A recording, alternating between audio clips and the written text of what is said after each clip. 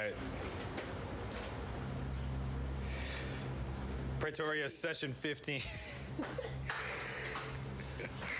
Draco's gone. Draco pops like a bubble. No! Alright. Look, Like it's Zach. Paladin roll after all. It's Zach's game, man. He might be like, Do you guys want one? you're a dragonborn now. I'm good, thank you. I'm alright, thanks. Dude, that would be... Zach, you want one? I'm okay for that. That would be funny. No. Grow scales. Yeah. Why would I grow scales? you lost your dragonborn. purpose? Well, you didn't. I don't become my purpose. No. You become a dragonborn. That's like... That would have been funny. It's like punishment. Oh, I punished for what? Bro, think about it. It would be great. Anyway, let's get into it. I gotta go kneel before the dragons to get my power back, guys. All right. No, I already decided if Draco dies, I'm coming back as a dragonborn. I remember you did that. Actually, I'm gonna come back as a dragonborn, Way of the Ascendant Dragon Monk subclass. Just come back. Tiamat is great. Come back as Tiamat. All right. Enough of that. Alright.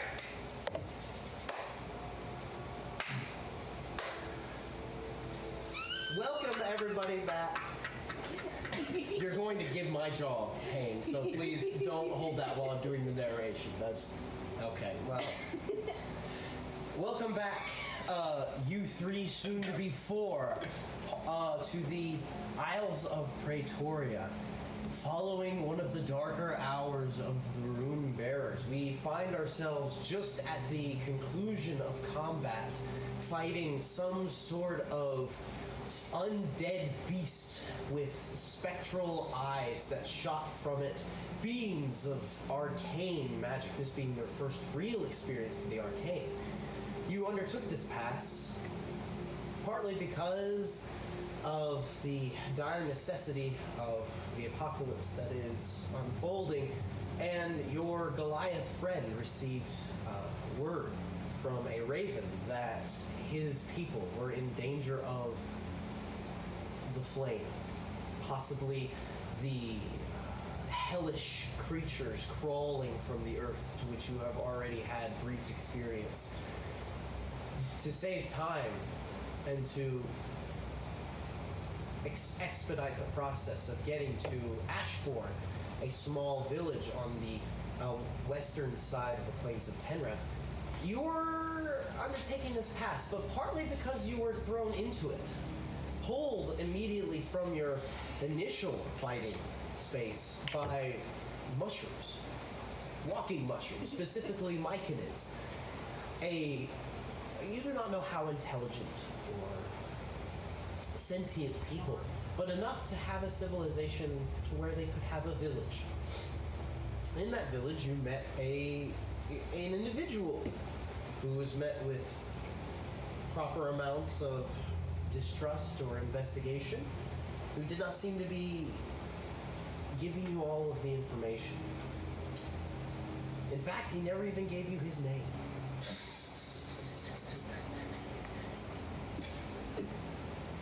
At his behest, you entered what he deemed to be the realm of Svartalheim. What was in long days past the realm of dark elves and dark dwarves, now since completely sundered by the collision. You journeyed through this city of vaulted glass, which looked to be an entire ramshackle blending of a city.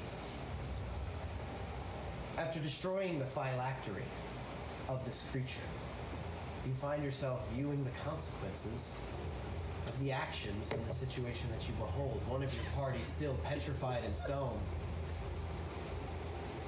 Hembrig standing there almost with a look of non-medically induced shock. Eingamar standing next to you. Everyone who you all are here, drenched in sweat after having sprinted carrying the now frozen statue of Rust. Doc, also looking a little bit out of it, holding, or rather lack of, his, I believe it was his right, but we will confirm. His right hand, now only a blackened, cauterized stone.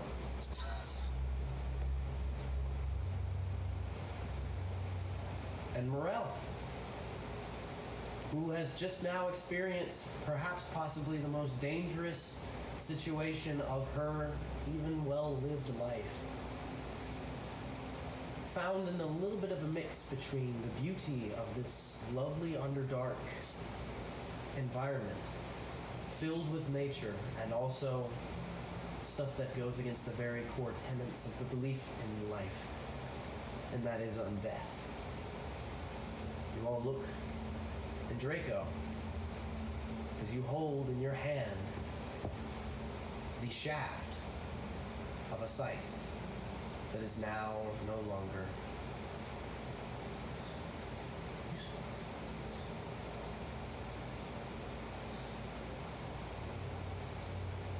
Draco, as you're looking at this scythe, there is a very surreal feeling that overtakes you.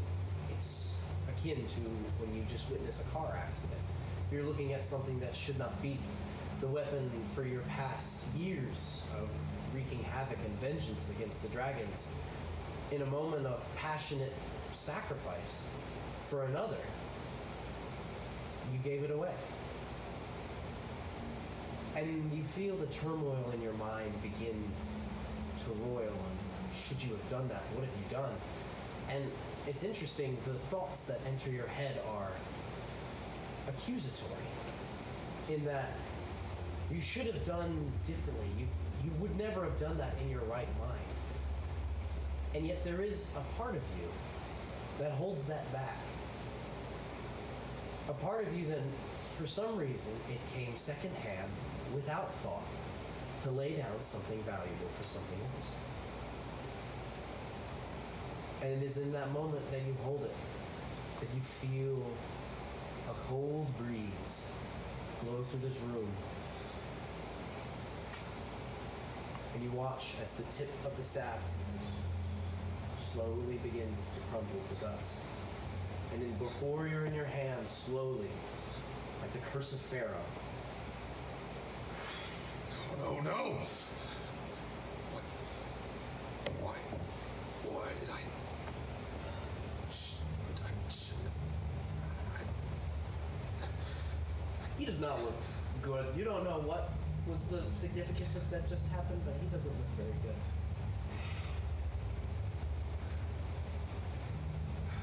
Well, that was Horrible. Hembrick chimes in. Draco,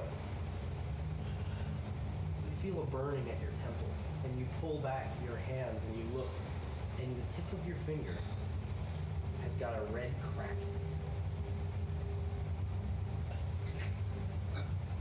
Like stoned marble. It slowly begins to spread down your finger. All of you roll a wisdom saving throw. no. Oh, no. Little did you know, you're actually gonna die. Oh. Hope you enjoyed making that character. Yeah. Actually, just change the name. Everything's fine. 10. 10. You feel overcome immediately with a need to be alone. That driving lone wolf, travel by yourself, pack mentality, or lack thereof, it compels you. You must be alone right now. It doesn't matter your aura. Yeah, my aura doesn't matter. I'm incapacitated. The statue is cool. Alright, I leave the search. Do you do anything else? You do not, I will say, you do not see this little bit that happens on his fingers. You just kind of hear. Hi. What's up, Woody? Don't worry, Cracking. you didn't miss anything. No, I'd like to think you guys have been playing for an hour and Matthew hasn't moved. Yep. Out in.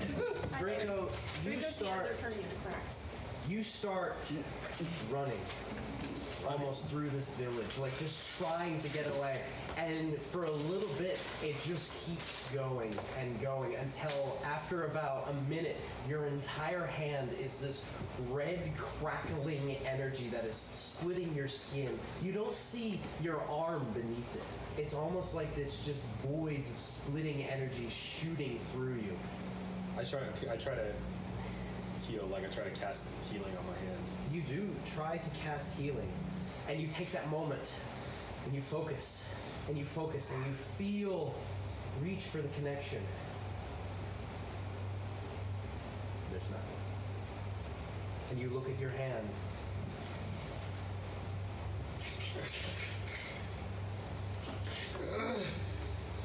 It starts to get painful, exceedingly so. It's wrenching, it's burning. You feel just overwhelmed with this pain that is just. And then rapidly you feel this cracking and it shoots through your whole body. And for a moment you feel you're just sitting there wreathed in pain. And it's just building and building and building like a fever. And there's this loud throwing of energy. And you feel relief. And you look before you, and there is a humanoid figure. The same Mogus armor, wielding in shadowed flame the scythe you used to. Except its head is now one black flame smoke burning minotaur head. Unlike your old character sheet. Oh no. Oh no! In this moment, you feel instinct. You feel your head swarming with thoughts, and your mind is called to action that you do not know that you have. So I will ask Pierce. Pierce may play his barbarian as strategically sound as he can, but for lore perspective, Draco does not understand what he's doing. Roll initiative. Dang, what a combat tutorial. I would also like your spell list.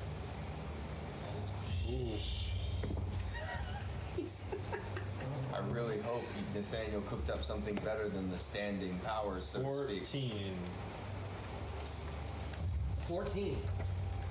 So, in this moment, almost an instinct, this almost primal nature takes over you, and you, like, in your moment of step back, your hand, in stronger than you remember, smashes through a skeleton, and all the way down to the midsection where you see, broken and rusted, a sword. Now at your hand. And now the instinct takes over. You are first. Rust. I just have to say this for meta purposes. Nega Draco. Yeah, exactly. Fight. All right. Good golly, oh no.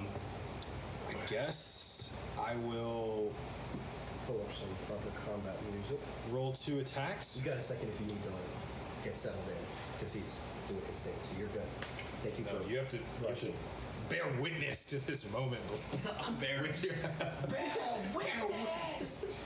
I'm gonna roll 2 attacks with the sword. roll your attacks. Do I have a what are my weapon modifiers? So when you attack, Yeah. you will add your proficiency, which for your level is still +4, Okay. and plus your strength.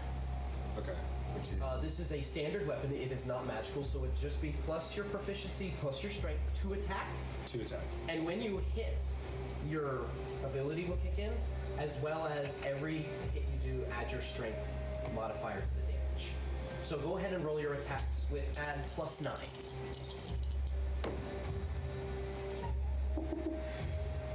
One attack, 19. One attack, nat 1. Take your That pick. one. Take your pick on it. So, I feel like the first swing should probably which be the also, top one, but whatever. for your perspective, you are still in your armor. So your AC is 21, actually. Okay. Interesting. Okay. Yes. Your AC is purely in your mind, boy. Put Mocha's on. So you take your 2 attacks, and you take this rusty blade and you immediately swing it. But right before you do, I will confiscate your bonus action. Out of instinct, you enter this state of focus. It's anger. It's not hate. It could be stated as rage. However, in this state, you feel, again, more of that pure instinctual basis kick in, and you lose lots of your normal thought. Alright, but in this moment, you take both your swings, and it's almost vicariously through someone. You slash at the leg and then immediately come over in speed you didn't remember you had across the chest. Both of them just sparking off of, unfortunately, this very well-crafted Mogian set of armor, which is now emblazoned, and where there was Mogus transfigurations, there is now flaming runes. You see its scythe come up, and he is going to take his scythe is a 23 to hit.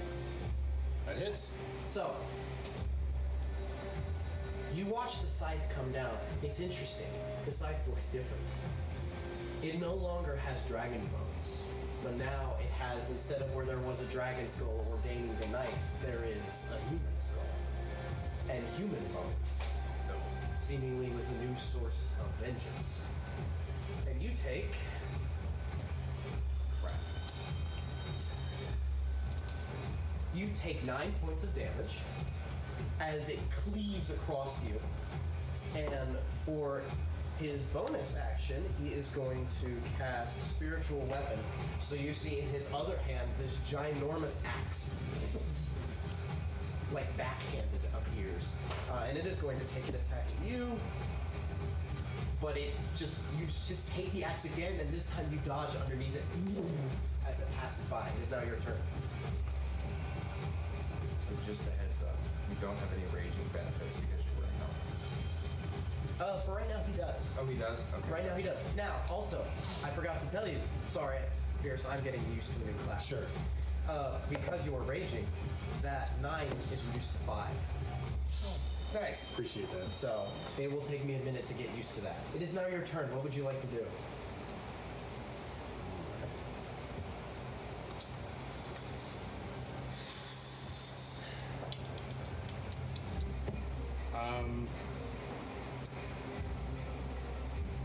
I am going to...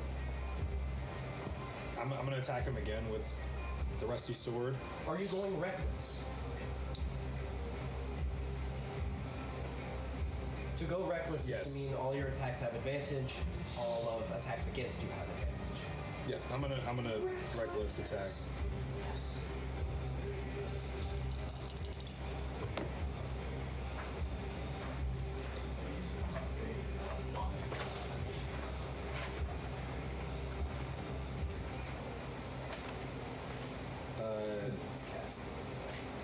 19 and 26. 26, 26 does hit.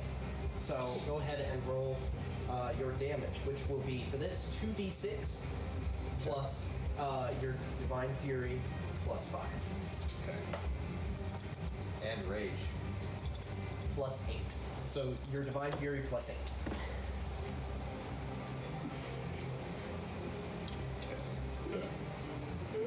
Wait, did just one attack hit?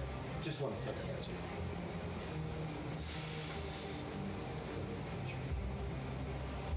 Good.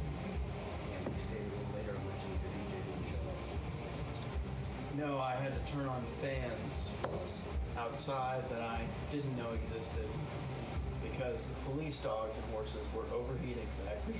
That is why I'm late. Wait, did you have me roll a d6 for the weapon damage or for the radiant damage? So it's 2d6 for the weapon, Okay. and then the 1d6, or however much it is for the Divine Fury. Got you. Don't worry, because it's not what you learn and what you No, sure. 16 plus 6 radiant plus your strength? Plus Yes. your rage, so add 8 to whatever. So you get so it's strength and rage. Barbarians get even more damage because being angry lets you hit harder. So Got you. whenever you're raging, just think about it. You add what is your strength? 20 right now. Yeah, so plus 8 to your just for by virtue of the weapon. Did you calculate your max HP? Yes, it Okay. is. Yeah. Well, I didn't. Nathaniel did. Okay, so. Yes. Yes, wizard.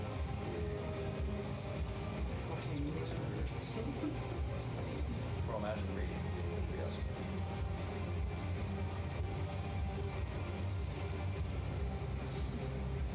$35 points of damage. 35 points of damage. Now that is substantial.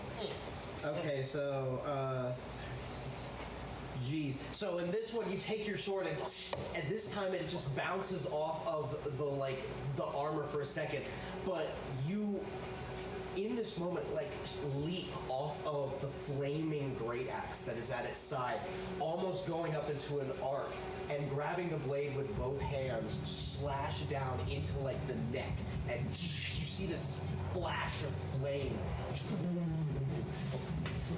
as you pull it out. That was a very good turn. Okay, so for its turn,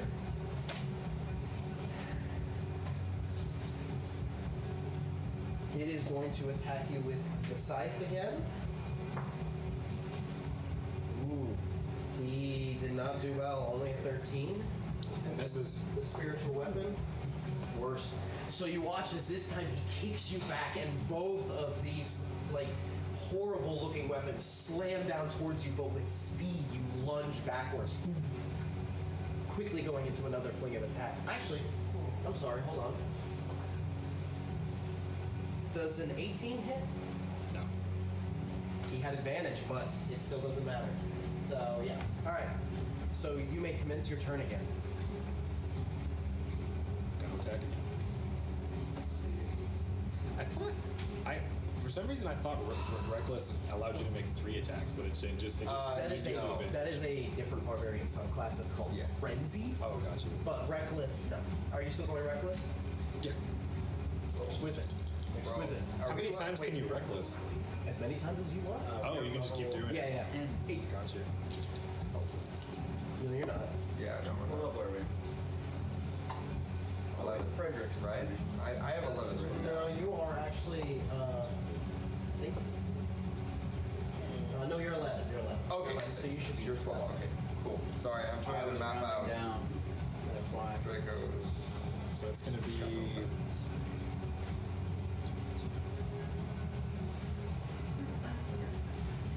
It's gonna be a 22 and a 27.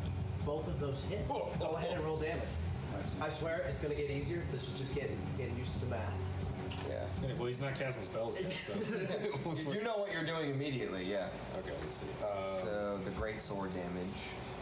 Now, the Divine Fury only applies to the first one. Yeah. Yes, gotcha. So the second one is just 2d6 plus 8. Nice. Here, you want another d6? Sure. There you go. Would you like that?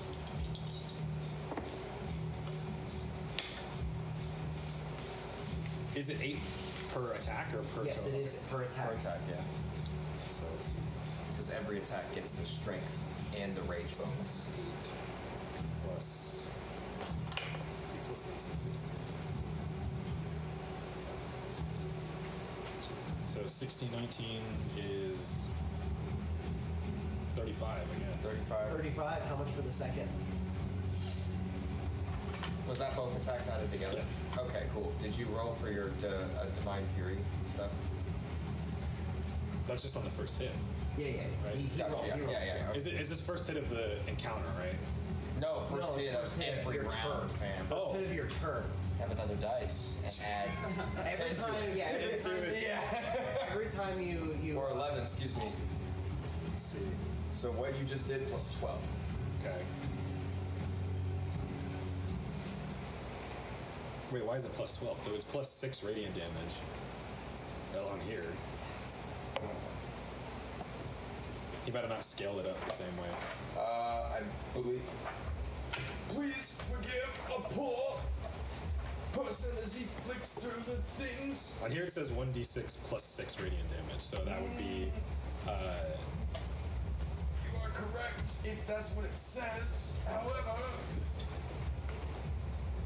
it's by rules as written, right? Oh yeah, half your barbarian level. My bad, it is 6. You're good. It was full. You're good. So that's gonna bring the new total to 42. 42. Okay, so you take this time. Actually, how do you attack it? As you're holding this like broken, rusted greatsword. Let's see. I seem to have new reflexes and new agility. So I'm going to lunge forward at him, and I'm gonna come forward with just an overhanded like cleave down the middle. So you lunge forward after dodging out of the way of its other two attacks and just cleave into that same spot, carving to the chest. And this time, you, in a fury, reach the sword out of it, and you watch this blackened shadow flame as you pull the sword, now red hot. And this time, cutting into its side. Again, ripping it out, watching the flame leave. You see sparks go and fly. That was an excellent turn. For its turn,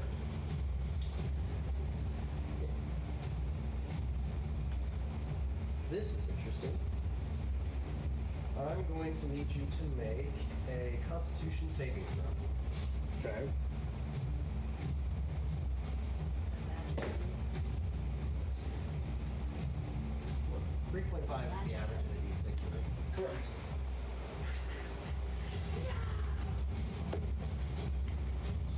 What kind of saving throw? Constitution. Constitution saving throw. And we're all just chilling inside the building and don't hear anything happening. I ran like a few blocks away. He ran. We'll get to what y'all were doing in a second, but this is actually surprisingly not making as much noise. I'm actually just in the corner like tweaking. Yeah. This isn't really You're happening. over having like a yeah. I'm astral projecting this fight. I'm just sitting there like. I just think you're in a primal state running around like a dog outside chasing a rabbit. A rabbit. No, that comes later. Let's see. Also, I have no saving throw proficiency, so I could assume that one of them was. What did you roll? Constitution. I rolled a 6, and my Constitution is +3. So don't, even if you had proficiency, it wouldn't matter because Draco had a very good save DC. So you watch as in this moment, the scythe reaches out and goes behind you. Then you see the blade turn and pull you in, and you watch for a second as the scythe floats, and this fiery hand reaches out and grabs your collar, and you feel a pulsing of necrotic energy. You take 49 points of necrotic damage.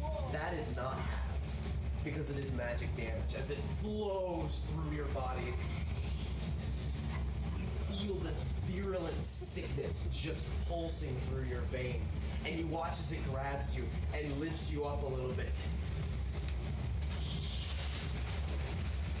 Breathe the name.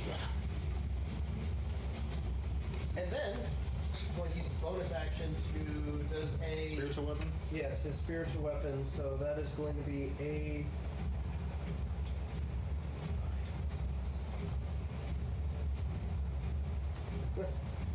21 to hit. That hits. He's going to do 2d6. Because if it meets the AC, it hits, right? Yeah. So you take 15 points of... What is spiritual weapon? I Radiant believe it's either radiant or the So same 15. as the It's weapon. not. It's not actual physical damage. It is physical damage, I thought. Let me look it up. Because if it's physical, it's going to have for Yeah. Do you need like a? Do you usually write on the? Do you usually write on the sheet, or do you need like a tracker or something? I normally write my health on the sheet, but I can Okay. use it. No, you're good. Whatever you want to do. It drives me nuts to write on the sheet, so I was just asking. Take how many? 15 points? Force damage, so it is not half, so just 15. 15 points. And in this moment, you're like looking into it. And it is now your turn. Yes. What am I looking at? Is it like, does he look humanoid? Does he look skeletal? Or is it like, is it like Ghost Rider where he's too engulfed in flame to see? It's kind of like a black whirling mist of flame and shadow. Kind of like the Balrog, Yeah, if okay, you will. okay. If you will. That's kind of So the no texture. discernible features necessarily. Except for the snout, eyes, and horns of a minotaur.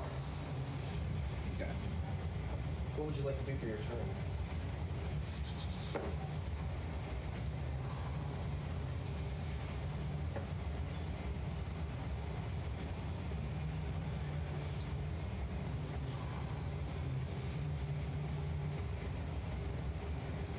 I'm going to.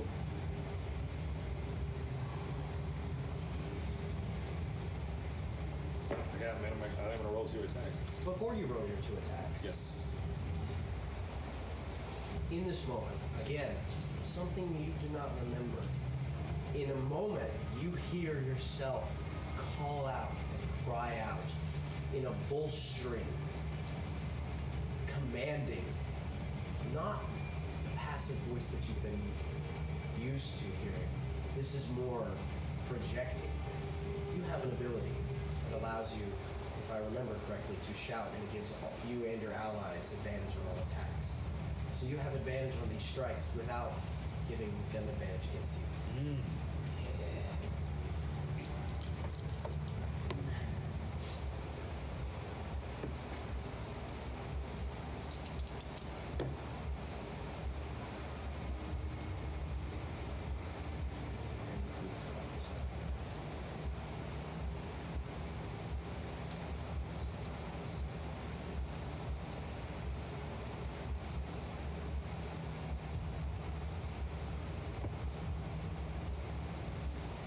So the first attack is going to be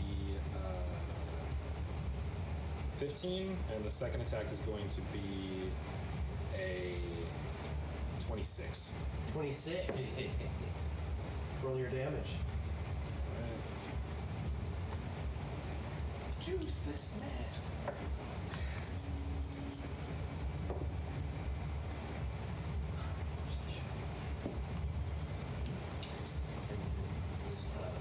The soundtrack is from the Viking show. Yeah, you cannot watch it.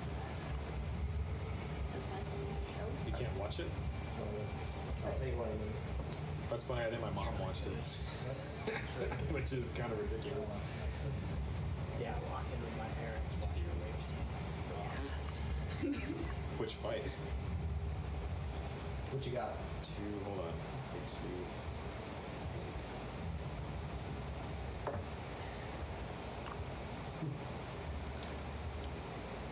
So.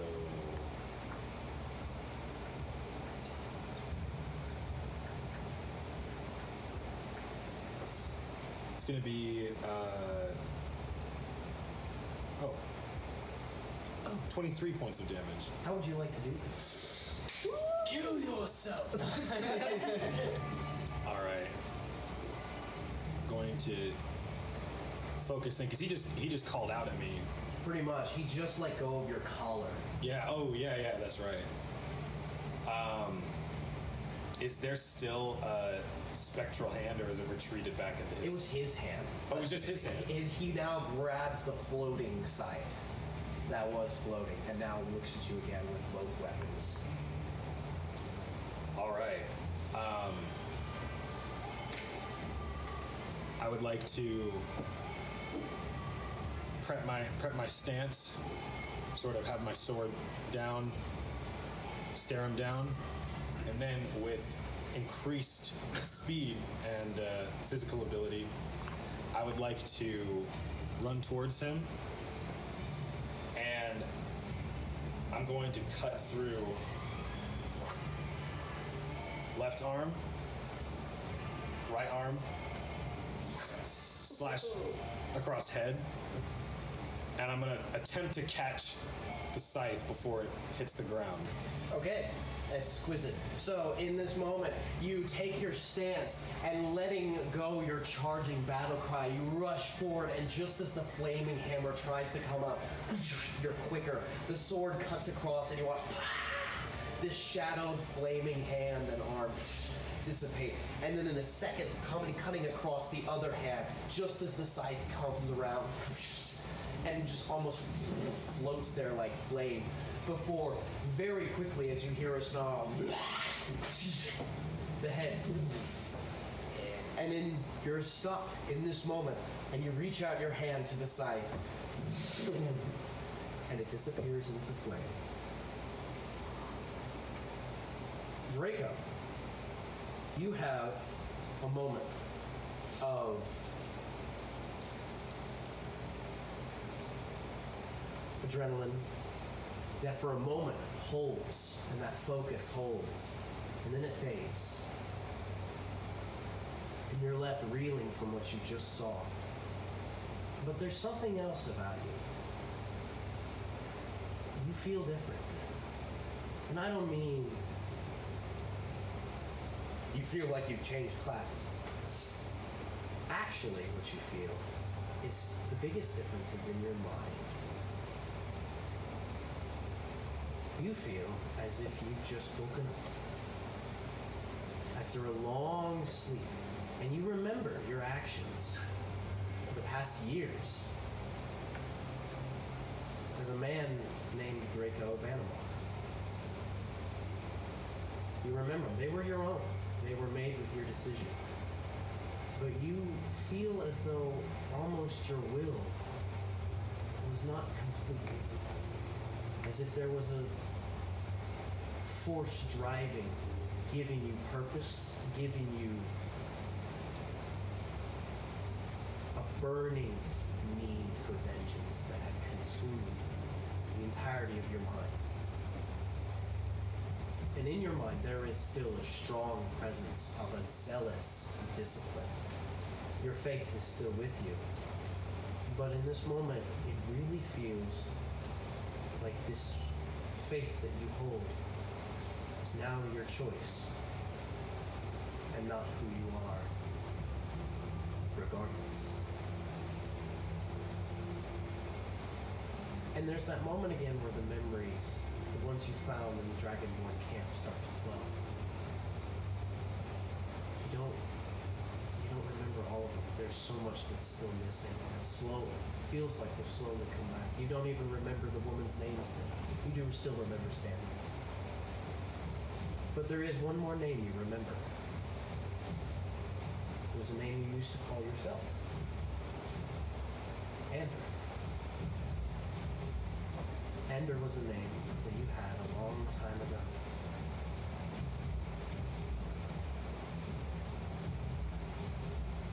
You feel released from something. The rest of you all, you will rejoin back in a minute. Oh. Yeah, that's bad. That's bad. You watch as Hamrick is looking at Doc. You're standing there, a little bit glazed out of it as you are looking at your right hand, which is now a blackened stump. Yeah, who's short now? Nah. Too soon? Doc, Too soon? Doc clocks him with his left hand. Doc tries and roll your attack. Just I wanna see so the comedic DM effect. knows, Doc, in my mind, put it in his dominant hand because he was panicking. His left is not his dominant. I'm aware. Make an attack with disadvantage.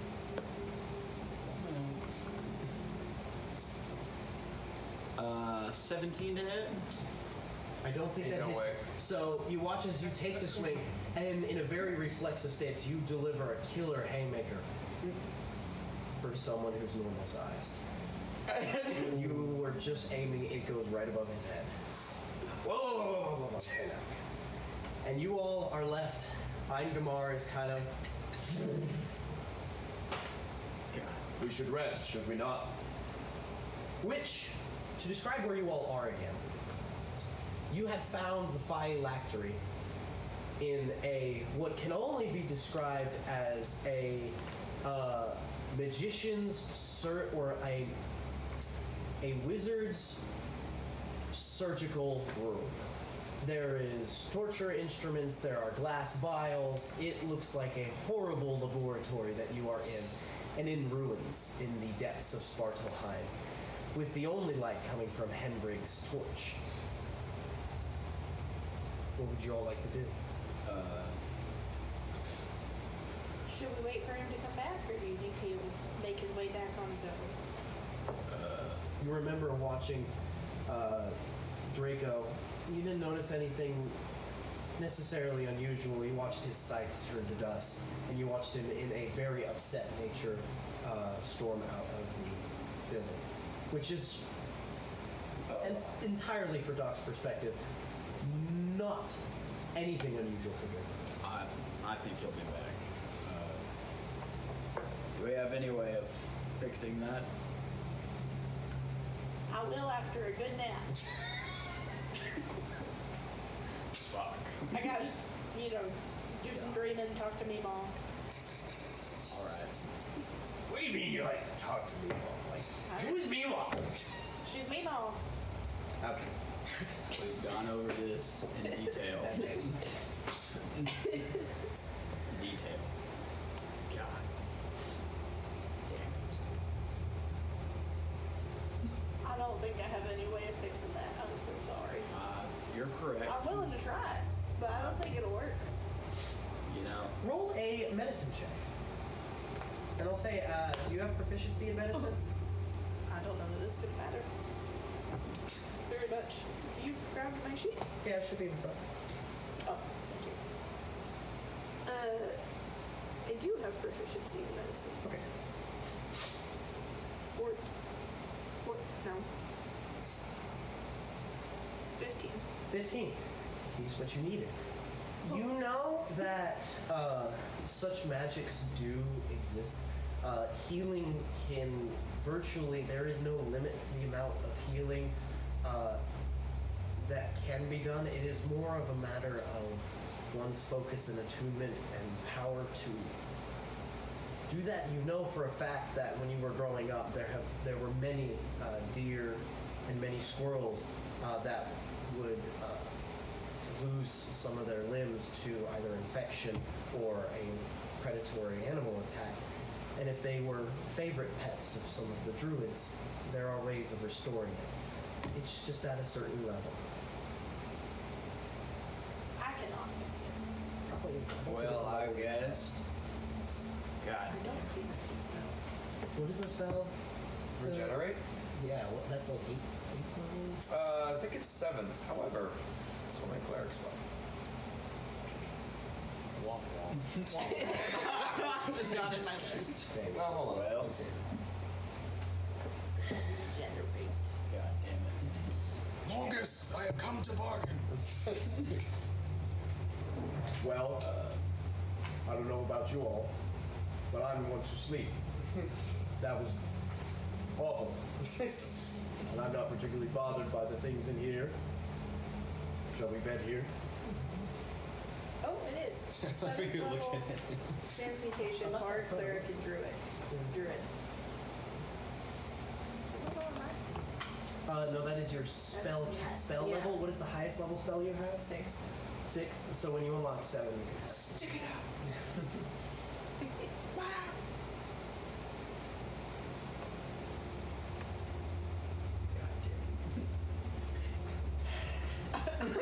I will walk over and hold the bottle for you.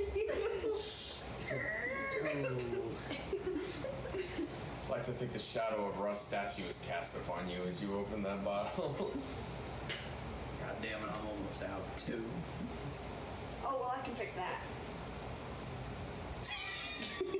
As an insightful person, there is a moment of pure friendship that lights in Doc's eyes towards you. Well, that'd be nice. I'll start working on it. It'll take a little while. Alright. Can you imagine Getting 2 guns, not have 2 hands. How dexterous are your feet? No, I don't even have enough index on the feet to fire a gun. You don't have toes? I don't know how rabbit feet work I got necessarily 3. with your human size. I have 3 toes. It's not sufficient. I don't No. think. Also, this is quite unlucky. Just Now you have 1 less rabbit foot. That is unlucky. that's what I was saying.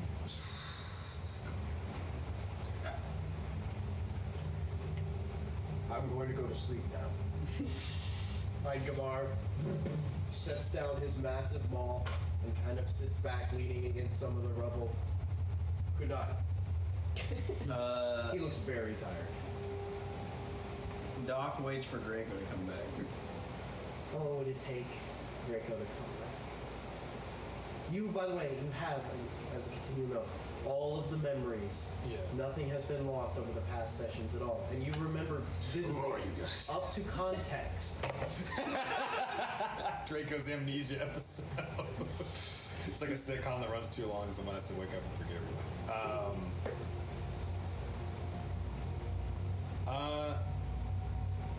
I think it might just be like an hour or so, but I want to ask, as you know, short time has passed since his confrontation with whatever that was.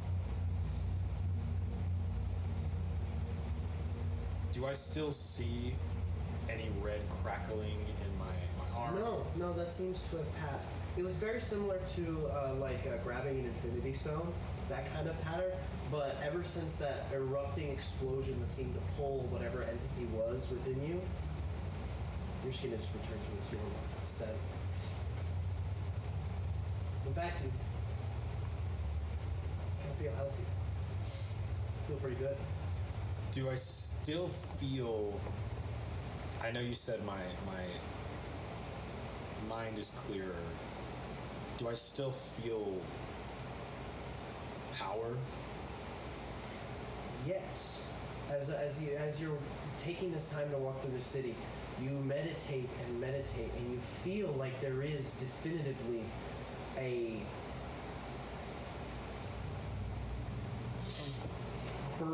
not a burning, but a source of strength and power that is within you. It feels. The better way to say it would be more disciplined. It is of the same flavor, though. It does not feel as if you are an entirely new bit. This zeal that Draco withheld is still fueling him, but it is his. Do I feel the presence of Mogus at all? You take time to meditate, pray. How would you try to ascertain that? Well, I'm curious. Is the feeling different than when he would? The feeling he had of using his scythe when casting spells, he felt this energy flow through. Does the burning inside him, does it feel similar to that, or does it feel like It's not even a burning anymore. It's more of you do feel, and it is the most similar thing it is to is that moment right before it exploded from within you. You feel strong power within you that is definitively tied to your connection, probably the service, but it doesn't feel burning. And as what feels different right now, the only thing that feels radically different for your role-playing perspective is the impact on your mind. And no longer, with that gone in your mind, you are no longer a burning, hungry mass for vengeance. You still have your ideals and you're zealous of vengeance, and you still have that quest. You must avenge that family that you lost. But you now understand that's an idea you hold. That's not Not going through the motions. Yeah, you weren't really aware of that. You weren't aware of the power and the role that was playing in your head. Now it is a choice. I'm gonna try to cast a spell again through my hands. Just like That is what happens.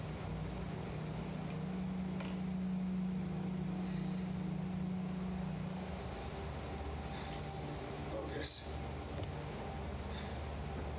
You abandon me now. I'm being punished for throwing away the gift you gave me.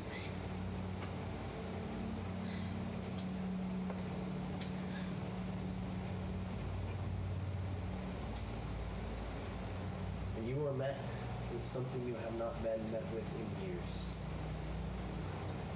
Questions of faith you have always brought, and you have felt the guidance, the rebuke, the command.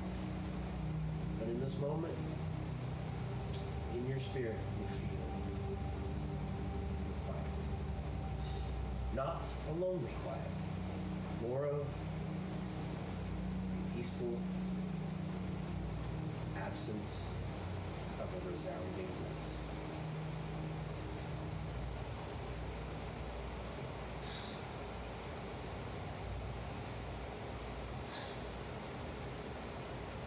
Very well. Don't have time to dwell on this for too long. I have to continue my quest. No matter what. I'd like to start making my way back to the church. And eventually, as you all begin bedding down, Doc, you watch as Morel, do you go to sleep? Yep, I go into my shell.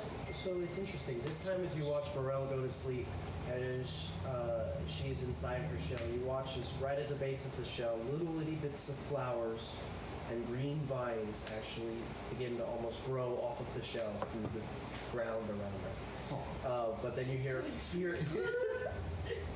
you see stepping in Draco without his scythe, carrying it.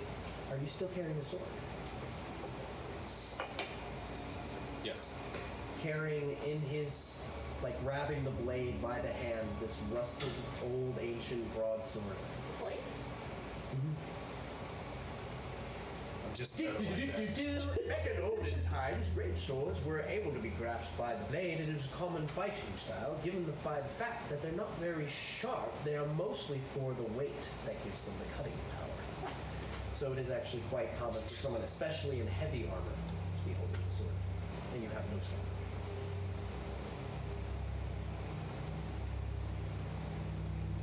You look and you see pretty much the only one awake now is Doc, with his stump laying down, the bottle that has remained open at his side.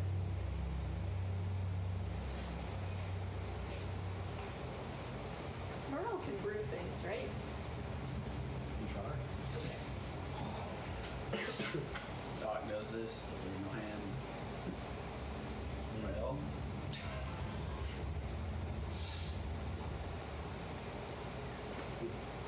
Not gonna lie. It's pretty fucked up, man. how's how'd the stick go? I just tossed the rusty sword onto the ground.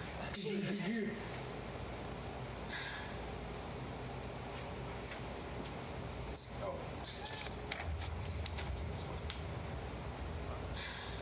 It's gone.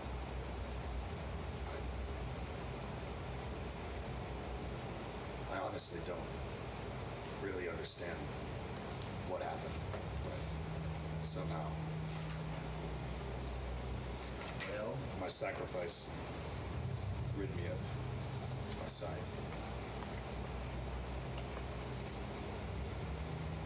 Still a perception check. Doc. alright.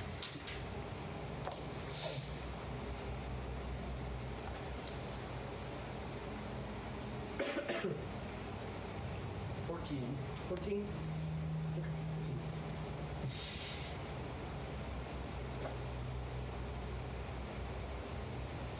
I can't cast magic anymore.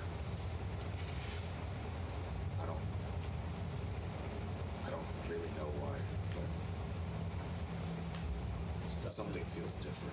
Something to do with your chair, guy? Yeah, most likely. I have the devil pistol and Doc in a slight drunken pissed offness. God! Throws against the wall. Can you stop throwing your weapons while we're trying to sleep, you two?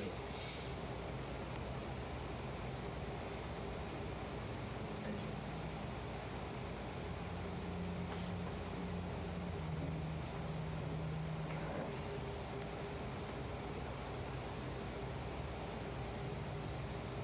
I wish there was something I could do to fix your, but I don't know if I can anymore.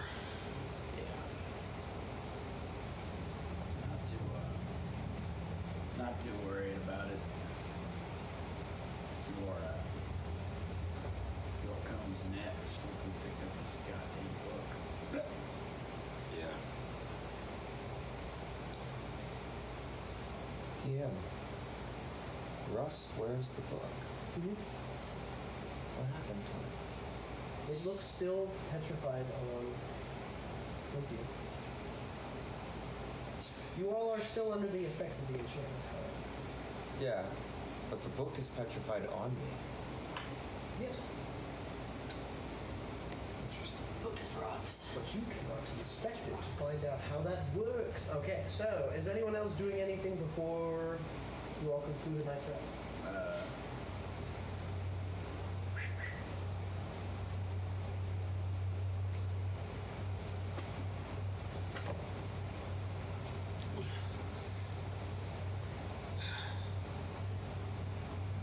Thanks. Night's rest. Midwest emo music starts playing on a single wall. All night Russ will long. keep watch. I keep unblinking watch. Hey, Russ, you want to keep... Roll a perception check. You turn to quartz if you fail. No, oh. So This yes. is a long rest. Yes, it is. And also you can add that spell. I found this Does sword, that but affect people it's all petrified? rusty. You know what? For this sake and this game, and then situationally dependent, if you have a greater restoration spell that restores someone out of a state like that, we'll assume they join the game back with their full stats. Just because that. So you need to cast stone skin on No. I worded that Sorry, very sorry. carefully Sorry, because sorry. I know it's Yeah, like, I know. no, we all petrify them. I was just- Restore them. Yeah, I'm sorry. That was just a joke. That was a joke. That was a... That was... No, it was a They were joke. hitting me with shopping. Thank you, DM, for not. When he's petrified, he has haste. Yeah! Yes. So does he still have haste when he returns? So, And forever. sleep beats you roughly. It is a rough night's rest and sleep. Doc, you are the last to fall asleep. And even after about another hour after Draco, you can tell finally that heavy set human breathing of sleep has taken a hold, which you, as a skilled hunter, know it will slow, it will deepen, and that is how you know truly if your quarry is asleep. And you're just about to fall off to sleep, and you hear, well, damn, that looks like it hurt. And you see, kind of stepping out of the shadows, coming and sitting by the makeshift fire Hembrig has made, the skinny figure. It's interesting, this is entirely the Fell figure. What happened?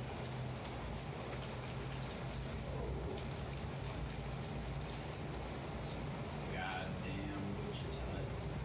Fucking middle of goddamn nowhere.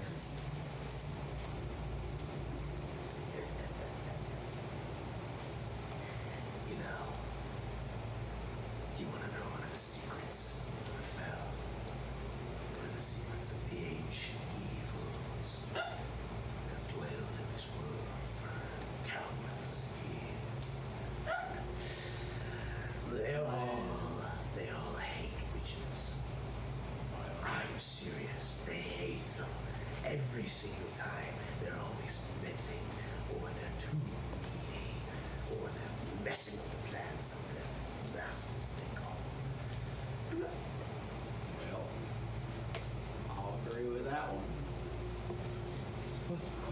do it in sacrifice.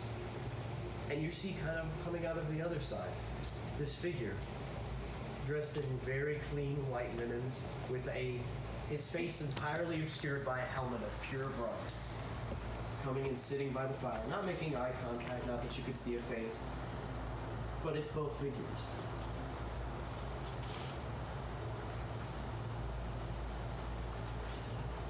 At least admirable. It is in my job. It is stupid is what it is, but I will say stupid is very effective sometimes. So, and you see kind of like the figure. Well,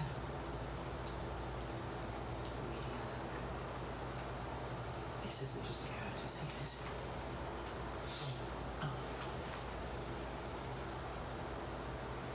Your hand. There's a way to fix it. Wait a second. I don't necessarily really approve of it, but it may be necessary if you wish. Oh, yes. To that. Ding, ding, ding, ding, ding, ding. And you watch on these 4-inch long fingers that are curled and daily. He is twirling a metal wristband. But you can't put it on. Tosses it to you. Well, what's this do? Well, you want to know before or after we make a little extension to the deal? Oh, I got some logistical questions right now. If you're in my head, wait, thought about it. Never mind. What do you want? That, and you look over at the figure and you see he's missing an identical bracelet that was on one of his hands. That bracelet will keep him at bay. He can, how should we say this? Would you like a hand? That's an amusing way of saying that. Yeah. So, But the way I see it, there's only one way all three of us get out of this whole end of the world bit on the upside. It involves you playing your part. As much as I hate to do something nice for someone, I'm willing to do a little bit of the magic of old. listen, man, at a certain point, we're all just here out of self-preservation, aren't we? Yours, mine. Now, what are you trying to shake up?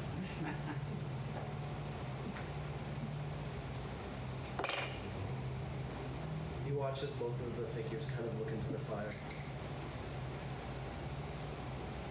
No. No. We're not moving for preservation.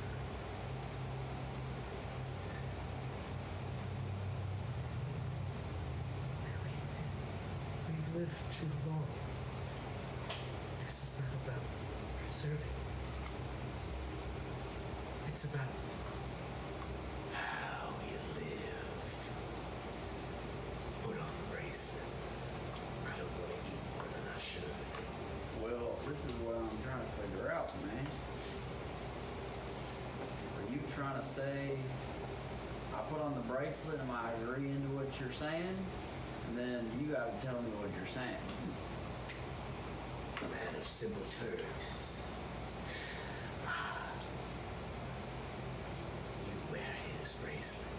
His divine magic, which apparently has returned solved, partly probably empowered by the disgustingly selfish deed of sacrificing your right hand.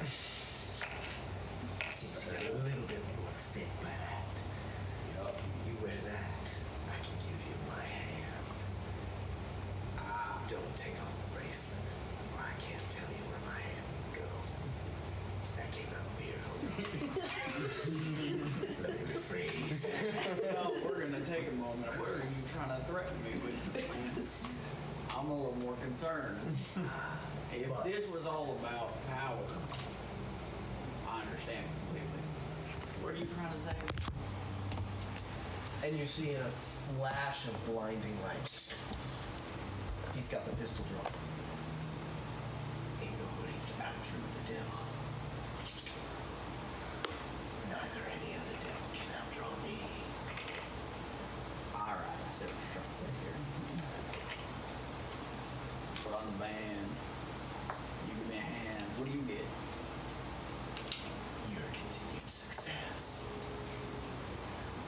You can break this off. You just, how do I say? Cut it off again. Alright. It's gonna cost a little bit. I can do this. I'll get your hand. That'll like shoot good or some shit. 'Cause I hope your hand works better than this goddamn stub. And then it's not my hand, but that's out the question. It's a good hand. I pulled a little special for you. I'll make you have one less finger joint. And you look, he has a 3-jointed finger that is exceedingly long. That is just concerning, man. Just concerning. I'm gonna put it on, but if your hand tries to touch me, I'm cutting off the whole That's not my hand at that point. Oh, it's... Oh. Power move. You put on the bracelet. Stay still. This is gonna hurt a little bit. And you see him grab, he takes his one finger and in a split lightning flash second, sticks it into your chest. Ooh. Roll a d10. Brother, roll a d10. It's never good when a DM tells you to roll something that's not a 20. 1. Well played. Your maximum HP is reduced by 1. Wow. And in that moment, that's all I should need. Sleep well. And you watch as for a moment you kind of look up, and there's one figure leaving, and it is once again the split form of the two figures. Well, Not your friend. pleasure doing business. Stay well, dog. I won't. They walk into the shadows, and eventually sleep finds you. You all awaken in the morning, and you are ready for the journey, having a long rest. Doc, you awake and you notice in front of your eyes as you wake up is 2 leather, very well-made black gloves with a little piece of parchment pulled from one of the wizard laboratories that says, "You gotta look good while you hunt." And in that moment, you kind of shift off your right side and you look down and you see, kind of in the shape of a human hand, a fell hand. You know, that is black, ebony, with almost like thinner, but you give it a twirl and your fingers are as dexterous as you remember. You know, I'll put on the gloves. Morel, you awaken, you come out, and you look around, and there's the smell of summer and glades surrounding you. And it's beautiful, and you look around, and there's actually 3 flowers that have fully blossomed and bloomed around where you were sleeping. It's cute. And there is a little bit of pollen that you hear, and you see Hembraid kind of... No, the ranger has hay fever? What a terrible thing to do, man. You know, as he sits up, you watch as one of the flowers that grew right under his face kind of pops up, now rigid. Ugh. What would y'all like to do for the day? What happens for a long rest? You get all your spells back, and you can change your spells. You also get all your hit points back. You also get all your hit points back, your HP, your spell slots, everything is back. Your rages are back. You got a limited number. I raid. You gotta get your morning rage. He rage breaks the closest rock dome. Rage against the Now or never, buddy. I want to do speed bag drills with Rust's ball sack. Just kidding. What would y'all like to do as you all have your day? Amber gets a fire going. Morel, did you figure out the thing you need to unfreeze him? Oh yeah, I did. I will cast Greater Restoration on. Does Greater Restoration require material components? Oh no. I'm about to get to go home early, y'all. It sure does. So, you go over there. Diamond dust. As you are starting to... Take a diamond. How much? How much? Everyone roll a perception check. I close my eyes. Oh dear. Oh, I'm sorry. I gotta Natural take this. I gotta take this play with this dog. This is Melchizedek talking music. Oh. There we go. What is it? A perception check. Perception. We need to start splitting our soundtrack. Like you get the Oblivion one, I get the Skyrim one. No, I need Skyrim. What are you talking about? It's Nordic. What'd you roll? 13. 13? 16. 16? I rolled a 19. Why'd you roll? Because I You're wanted to rocks. roll. I know. All right. I rolled. It's a joke. Rust. Because rolling rocks. So, and I swear, I'm sorry, I'm going to get you. No, what are you talking about? This is Sadly, we had to address some stuff. Okay. Draco. Yeah. And I will keep calling you that until you should tell me to change. You hear a wispy voice.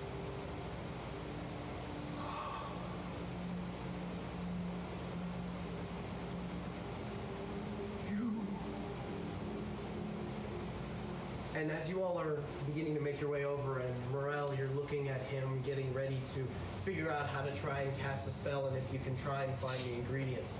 And Draco, you look behind it, and you see this ethereal, like smokish blue set of fingers slip through the door. And I don't mean through the door, I mean through the door. They kind of, and you see this face appear, this ghostly apparition that begins to pull through. It looks like a man, an older man, not very well kept hair, kind of a little bit greasy and short. It's incredible the detail that you can see. He is this ethereal bluish green, but he's got very simple, strange foreign robes. As he pulls through, wait! And then all of you hear, and you turn around and you see this figure stepping through. What? No, wait! And it's like the voice echoes. Please, hear my words. I first will bring the gift. And you watch as the specter flows, and you hear, as you see the maul lift on Eingamar as he gets ready, and there's a standoffish moment, but it flies a little bit past you, Morel.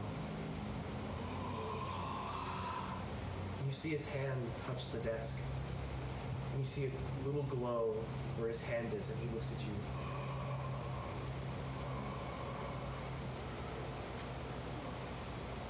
Please.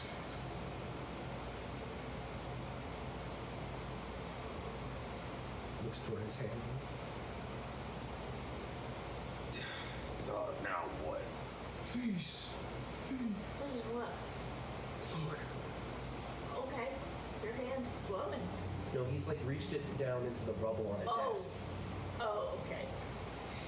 I'll go and look. You kind of go over and look, and you take your hand, and you kind of push it to the side, and his hand is phasing through things. But you push it off to the side, and you see a glint. And you see right where his hand is, a beautiful, well-cut, clean, massive diamond. Worth at least 100 GP. Worth more than that. Is this where we've gotten to?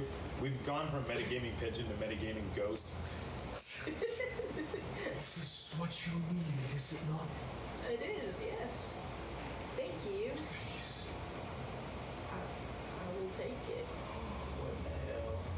roll a. My hand is in my pocket where it's not clear I have one. Your hand is in your pocket. I'll have you go ahead and roll a. What should I make you roll for a hunter's check? You may now start working to cast the spell. How about roll a religion check? That's what it is. Thank you. Sorry. 1! I know nothing about religion. There's lots of ghosts, lots of forms of aberrations. You don't remember what type this could be, and you don't know if it's hostile. That's a ghost. I don't know if it's hostile. You're a little on guard. Morel, how do you cast Greater Restoration? Well, I have to turn the diamond into dust. So I'll say after a little bit of time, you are in a wizard's laboratory. I find like a mortar. and There pestle or is something there that's is very enough well- there is enough tools that I will say it takes you only about 5 minutes before you get the worth of dust. Wonderful. How would you like to cast it on Rust? I will take the dust and, like they do with the pixie dust in Tinkerbell, I will sprinkle it on as much of Rust as I can reach. So as you like do that, into my you're nose. watching. Yeah, correct. You're watching. It's interesting as you throw on the dust. You see as each spot that gets hit by this diamond dust, it turns brown, dark brown, and you realize the stone is converting to soil. And you watch soil, ground, I'm dirt. the dirt man now. And then you watch little dirt for the dirt man. And you watch as the soil begins to grow, little bits of green weeds.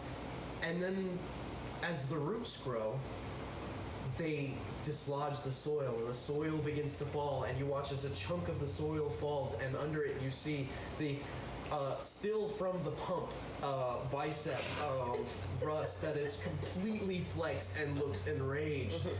And you watch as over the next bit of time until finally Rust, in a moment, the last thing you saw was a horrific Litch-like entity that you were about to carve down in the name of God. And in this moment, your eyes cunningly clear, and you finish your swing. And there is a massive and you watch as the axe embeds itself in the stone floor. And you look up, and the only figure you can see is a grinning with satisfaction turtle. I see Morel, right? Yes. Okay. Immediately, just assuming that I've been cured, I look around the room. You are in a... This is nightmare fuel. You're in a... what looks like an abandoned, horrific laboratory. And you look around and then you see this ghostly apparition. Wait, hold on. Please, please. I bring you words. Help if I can. Who are you? In life, I was known as Mito. I was a man condemned to the service of the elder Litch of this city. I have made it to you. The man beyond the river has given me a day for one last act that I may help.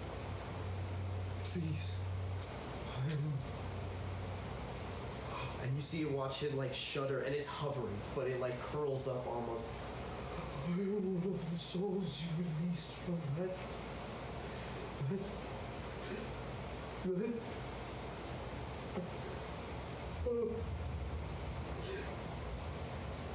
One of many. A life of wrong turned to a life of suffering. I now have a chance that I may help. But please, may I help you?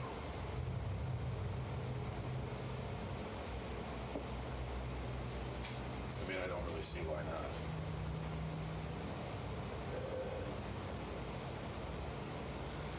It'd be alright putting the other glass of water. At this point, I feel like Very well. I feel like at this point, Rust's haste spell wears off. I will say no, you do not. The haste, in fact, did wear off, given that the magic was broken to concentration. The moment Gotcha. you were petrified. Got you. So Continuing with the massive petrification concentration rules that we had to figure out last game. got To you. the dogma. You are not immediately stunned. Look, Rust. And Eingamar proceeds to give you a recollection of the past 12 hours and what happened.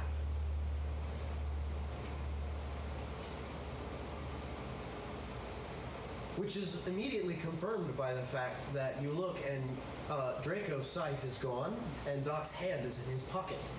And you look and you can see the shattered, massive gold rings that were holding the phylactery of whatever creature you had dispelled was the only source of pleasantry in this building. Except the ghostly figure of a man. A very simple man. Although now on closer inspection you can see the ears are longer. Like he was maybe an elf or of some kind of elf descent. I can take you out. I can lead you out of this place. But first I can lead you.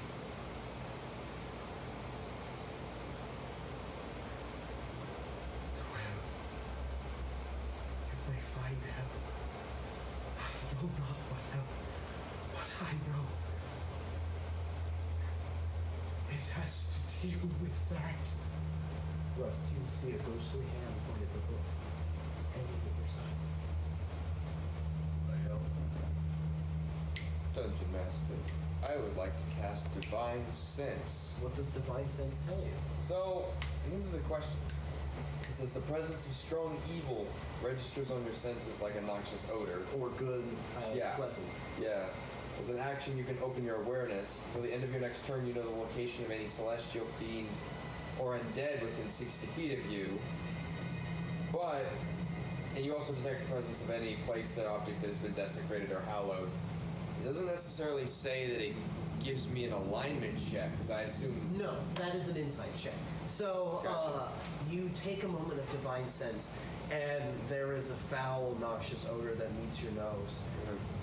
And your vision clarifies, and the noxious odor you smell is from the now rotting ashen mound that was the mangled heart that formed the phylactery across the room in the center. It radiates strongly of death and the desecration of life. When you do when you do sense in front of you, is a touch of undead, but almost like an odor, not like it is of itself, but as if it was like a stench that, like a body odor, if you will, of this creature. It also it gives you no inclination as to a good or evil. It appears to just be a wayward spirit that has, to whatever he means, made a deal with the man beyond the sea for one last final deed. And that is up to your interpretation. You can roll an insight check if you'd like to garner his disposition. 15? 15? There is actually a lot of facial detail. It's like looking at a ghost. Yeah. It is desperation and sincerity that you can garner. Okay. It does not give you the same vibes that the Dark Dwarf did give you in the village. It's decidedly a different form of lack of information. He may have not said everything, but he also looks like he may get there.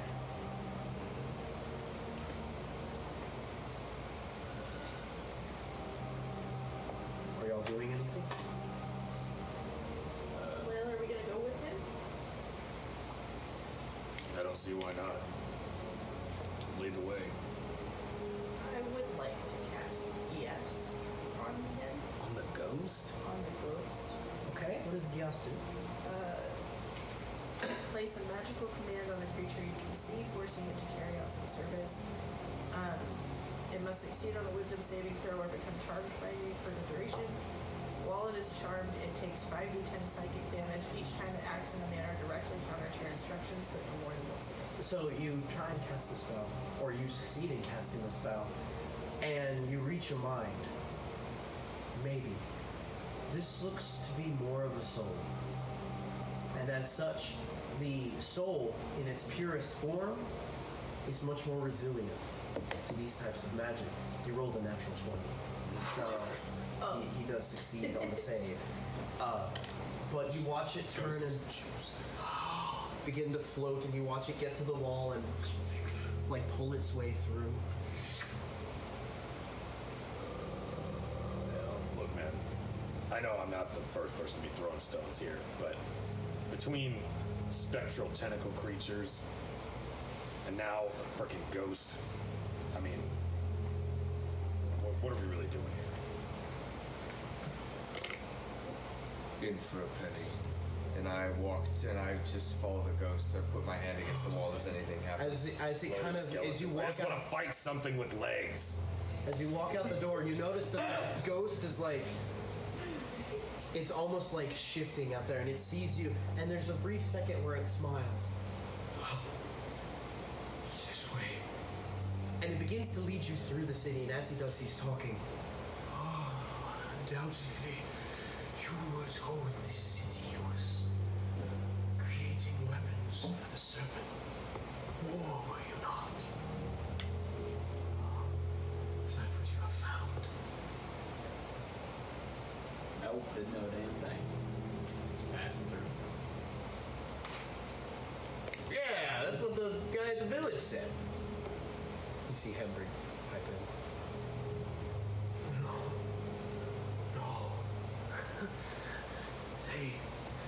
That was the disguise. In reality, this city was built around discovery. This way.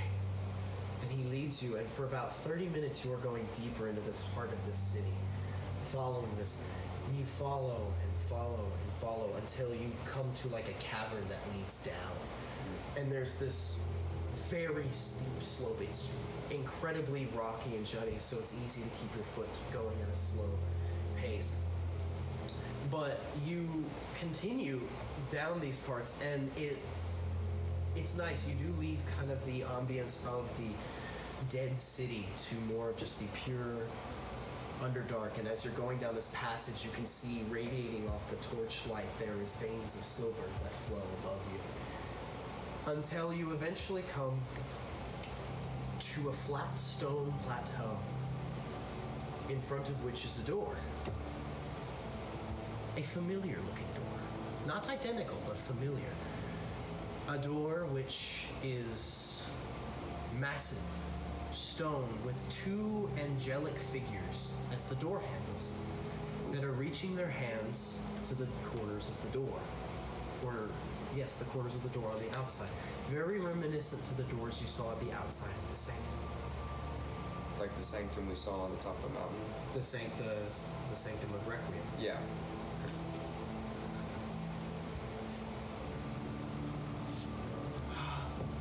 I cannot enter, as I would invoke the wrath of vigilance. But I have been told you are welcome, should you choose to enter. Is there anything written on the door? Roll an investigation check.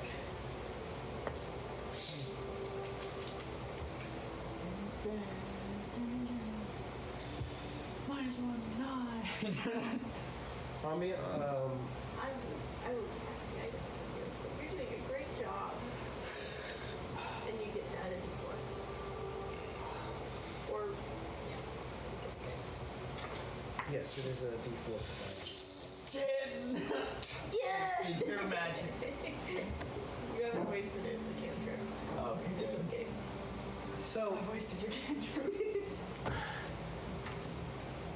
You don't find anything. It looks incredibly dusty, and you can see like there is mosaic or carven stone patterns on it, but they don't appear to be inscriptions.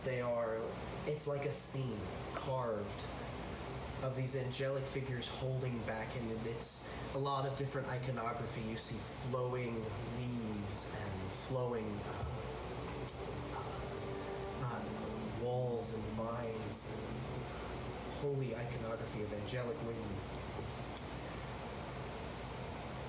And you're holding it, and then you hear a rust. As you step onto the plateau, you feel almost, in a sense, the book. You feel it, like you look down, you actually don't feel anything. You see a glow for a second. You look, and the writing on the book, on the cover of the book, all traces in gold for a moment before just as quickly disappearing. And you watch as around this door you see this similar angelic runic writing in Celestial very rapidly go around the corner of this square door, and you hear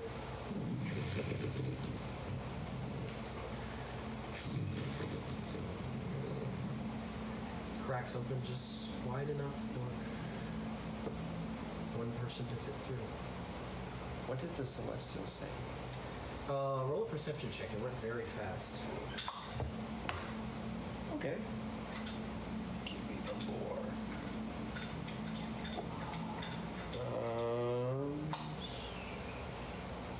18. 18. You miss some of it, and some of it is like a prayer Yeah. that you're picking up on, but what you see at the very end, as you look kind of the right corner, is that last little bit. You see, and you remember seeing these words very clearly, translated in Celestial, because I'm assuming you speak it. Yeah. For those who would stand against the beast. And you see no light emanating from within. I light a torch. You light a torch and head your way in? I'll light a torch as well. I'll produce flame. I look at it. Night vision. Night vision, it's a tunnel of purely carved, beautiful carved stone slabs, like clean cut edges. Kind of figure this thing is like right. Damn it, I haven't had to do this in so long. I will reach over my little staff with the flame floating on it and light your torch. That's rough, bud. I say nothing and get up and continue. And you hear in the distance some rocks fall, and you see Eingamar and Hembrig. You go ahead. I hear some strange noises. We're gonna keep watch, just in case we'll be in if we hear trouble. Uh-oh. Eingamar Hembrick psychosing. Off screen. It fits. You enter the temple. Was it another temple? I thought you said you entered the temple. What are you saying? A stone carved passageway to which there is no light, except, and you can see there's nothing on the walls. It is just pure, beautiful stone. Except as you walk in and you walk farther and farther, you do see a light off in the distance. It is orange, yellowish, and flickering, as in a torch. And you follow until you turn the corner and you see this beautiful, beautiful room that takes your breath away. Not any ancient ruin, not a dilapidated old temple. You look and you see a large cathedral room, 100 feet high, with walls of pure, smooth carved stone, pillars of marble that stretch into the floor. You see along the left side and the right side patches of ground and soil that are beautiful gardens. you hear a bird. And you look and you can see in the bushes there's a little cardinal that is flying amidst them. And you look even farther into the room past these gardens. There are trees in this room. Fully grown trees, some of them fruit trees, some of them in bloom. It is this beautiful, natural temple, at the end of which you see a wall, as if it was a rectangular room. Towards the end, the ceiling ascends even higher, almost like a theater. And at the back of it, very familiar to you, is towards the top, carved and painted in almost like a Renaissance way, is a beautiful painting of the night sky with all of the constellations that you can remember seeing growing up. And towards the base is a bridge, or at least the entrance to a bridge on this painting that leads up, and you can see just this beautiful mosaic, and as it transitions to stars towards the top, the middle portion is figures, standing, very religious looking figures with no faces. And at the center of this beautiful painting, kind of backdropped behind these figures that are standing here, is one ginormous, beautiful carved, in a painting, throne. Not a real throne, just a painting. It is of gold and bronze, ruby. You see there are parts of it that are sapphire, gems, emeralds, topaz.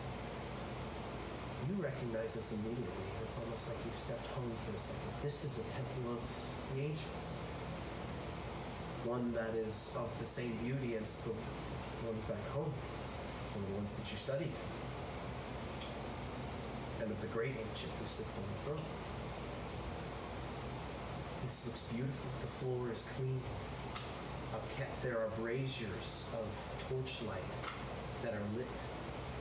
And this beautiful room is before you. What do y'all do? For someone that's taking care of you. I go, howdy, I'm Doc. Anybody here? As you step forward, it is the clacking you haven't heard in a long time of boots against a marble floor. They echo.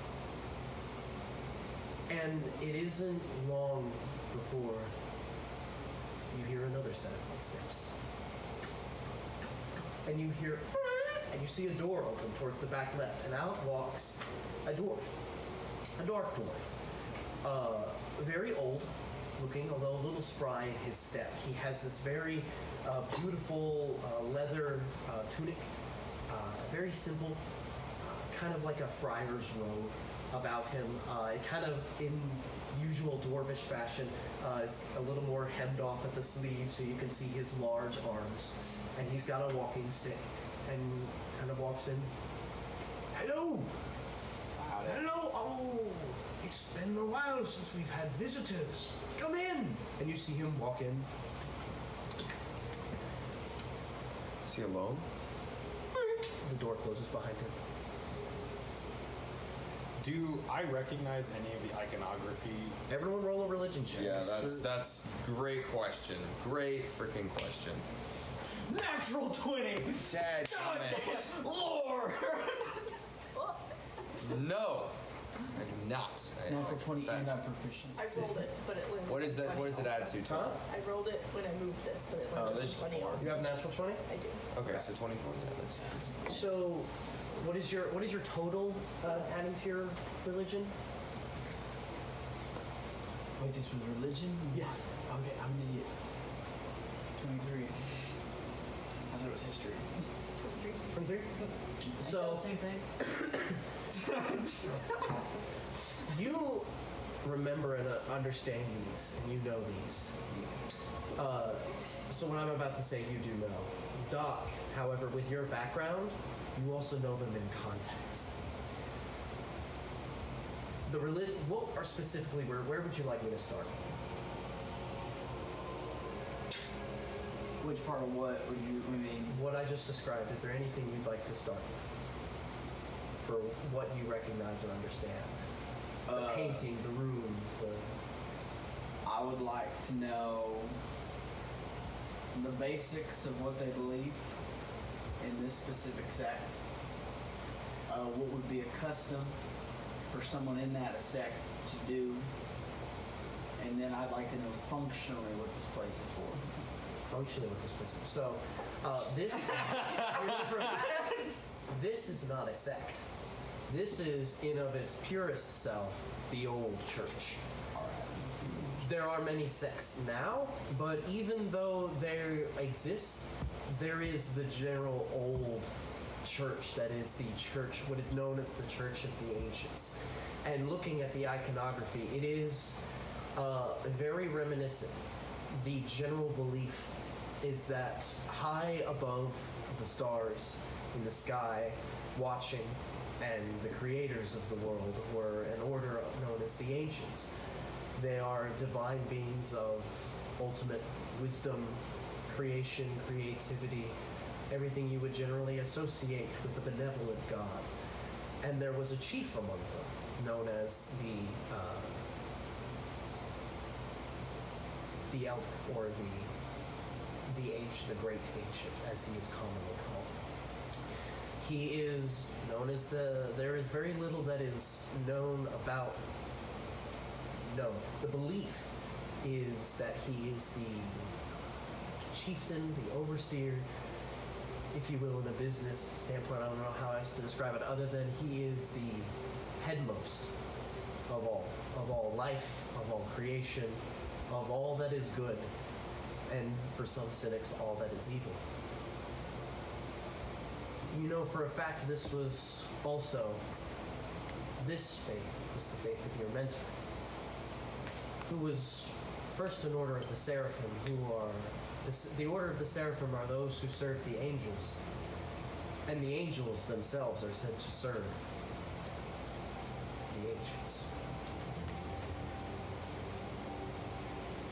With that said, the iconography that you recognize, the bridge is in a common theme in our religion. It is back in the olden days whenever the first transgression was committed, whatever it was, it actually nobody knows. It is theorized, but no one knows what the first sin was. Is that the bridge between heaven and the created lands was shattered, and it was now an impassable breach.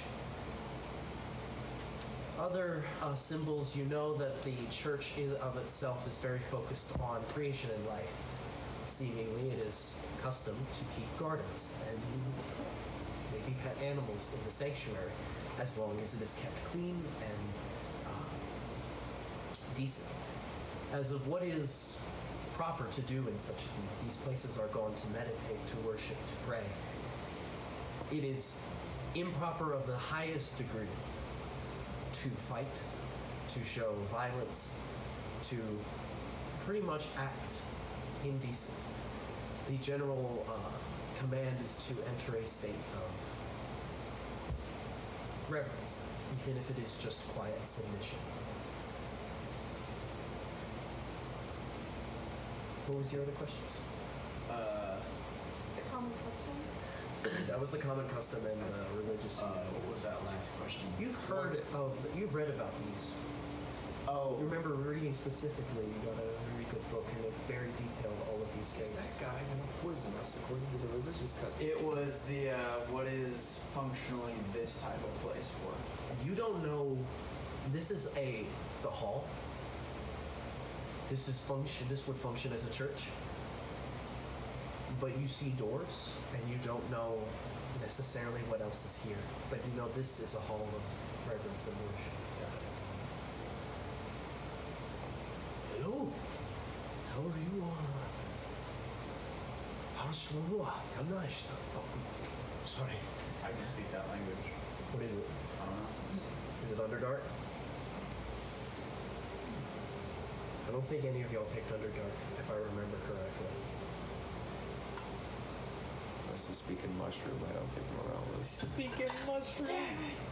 Sorry. It's common language often used by the people who used to live here. Is there like terminology that we would use? Like how if in the Catholic Church you would refer to For this person, and you can kind of, you looking at him, as I'll say with your natural 20, this is probably the person who caretakes it. You can look and you can see his hands are rough and there is dirt and soil like worked into the hands. As such, there was no, in the church, there was, in this particular sect of the church, there was no necessary titles except to teachers and to maybe high priests. But to everyone else, it is a matter of respect. So you receive visitors often? No, not as much as I would like. It's been a while since I've had a good cup of tea with someone else. You make tea? I do make tea. I actually take pride in my tea. Would you like some? I would love nothing more than a hot cup of tea. And he kind of looks at you and kind of waddles up over to you. I see. It has found its way back. And he looks to your side and at the book. Wait, you know this book? You must have so many questions. Yeah. Questions should not be answered without tea. Follow me. Before we leave the room, Doc goes to the center of the room and kind of just stares up at the painting and takes his little amulet and presses it together. So it's one piece.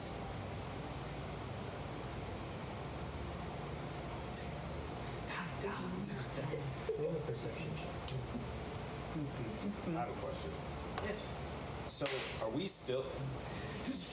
Are we still within the ruins, or have we progressed to a different cave? You kind of walk through the city, and the best way to describe it is if you took like some turns in an alleys to where you found a more natural rock formation, and you followed that down. This is if you did not have a guide, you would not have been able to find this to this temple, and this is far below where the city was. Okay. So this is not like in the city proper. Okay. You follow into the follow him, and as he's walking. Dorian. No, you're good. He takes you through this door and kind of opens it for you. Please, come in. And as you all walk through, he kind of introduces himself. I am Danaheim. Pleased to meet you.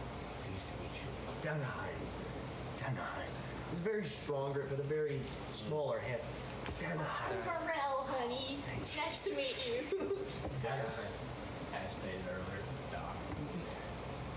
Yes, are you a man of faith, I see? So what it is. You must have at least a little bit of faith if you got here. And kind of walks in and takes you through this hallway, and there's a very strong tonal shift. He takes you through this hallway into this room, about this size. It does have a long brewing time. I don't yet. I'm sorry. You see a room about this size. You enter into it. It is very warmly lit. It is, how would you say it? It is warmly lit. There is, at the very back of the room, a huge hearth. A massive, massive hearth with a huge bonfire going. It is giving, immediately as you enter, a lovely sensation of heat. And this room is cozy. It is like the most warm, welcoming tavern you've ever walked into. You see there in this room is 2 large tables with seats. There are plates and assortments at the tables. You can see on the walls are hung these banners and tapestries of different religious iconography. You see all actually across some of them swords, broadswords and weapons and shields. You see some actual paintings. It is just a very cozy. You see some furniture that is parked in front of the fire. Please come in, have a seat. And you see also leading from this room are multiple exits. And you see him enter one of them immediately off to the left. And you kind of look in and see Draco as you're looking in, and it looks like a kitchen. Very well stocked kitchen. And after a little bit of time, you have a few minutes alone before you hear of a tea kettle, which immediately is taken off. And then he starts to bring in glasses of tea. Oh, please, have a seat at the table. They are your sized. Really? Yes, there is a mixing of sizes. Actually, they're all actually the same size, a rather large one. And as he kind of sits over a little bit closer to the fire, even though his hands are a little bit smaller, the fingers spread out in such a way that he is holding his large. Because he's a dwarf, his hands are actually fairly good. Please, how did you get here? It's a long story. I love stories.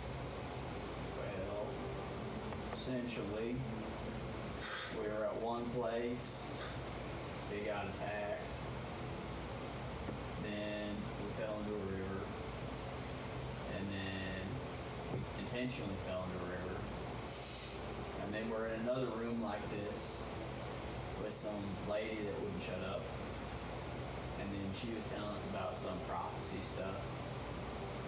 Way back. Do you recount What? way back sake of your travels to this man? Very, very crudely. I'll assume in the vibes you just gave.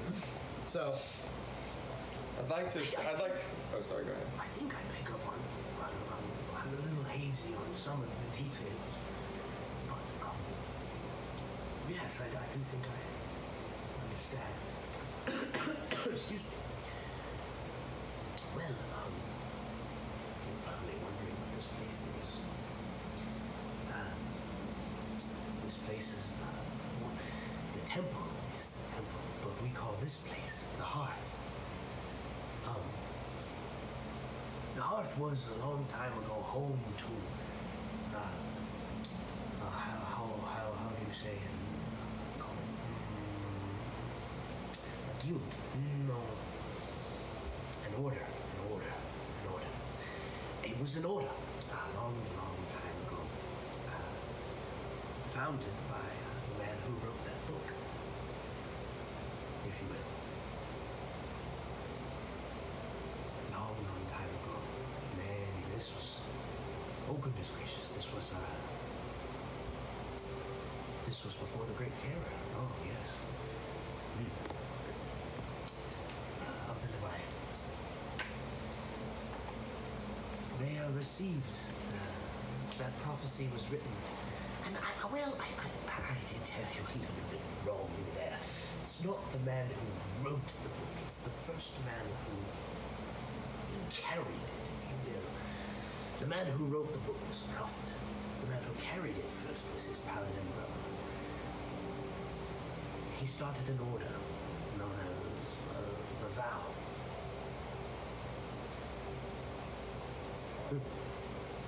The Vow. Bestium avergente. I know he understands. He read some of the wall back in the temple, but for those who don't, in the holy language, that means those who would overcome the beast. The idea was he was creating an order that would prepare for the coming of the end times and the great evils that would be created by mortals, gods, and men alike. Gods, yeah, you could call them. So, Where are they now? long since past. Long since past.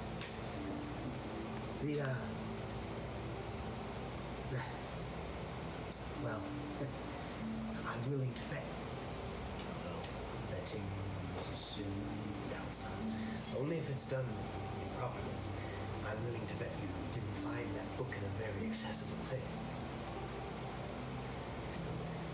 No. Good has a way of persevering, but it also has a way to be unwanted, if you will. And unwanted things are often forgotten. You know, they used to say, yet this place still stands. They used, and he kind of gets in this really dreamy state and starts to lecture on and on. It used to be in the city halls, the great schools of Theatris, all the great cities, that one of the most profound arguments for the divine was the immutability of places like this. Sadly, it seems they did not live to see the new world.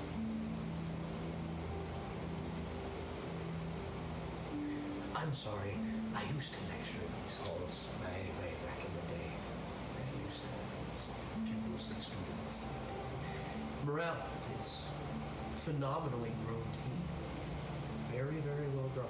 Maybe not as potent. You garner that probably, it's as potent as the soil down this low could provide, and probably the soil with all the dead growth in your floors make it a little bit better. So it's not perfect, but it is very nice. So they were forgotten long ago. But this place still stands. And the old headmaster. So you're the caretaker, no? Yes, I am. I take care of the place. Keep the torches lit, plants fed, birds fed, floors swept. It is my privilege. Is it just you down here? No. You and the birds? No. You will meet them soon, or him, I should say. You've been welcomed with open arms and such, so I'm sure he will probably. I shouldn't say too much. It's not my place. I'm the caretaker. But I will introduce you to the only other one who still stays in this temple soon. But is there any questions I can answer for you? Perhaps. I was a rather learned man back in the day. Do you know what the real purpose of the book is? Well,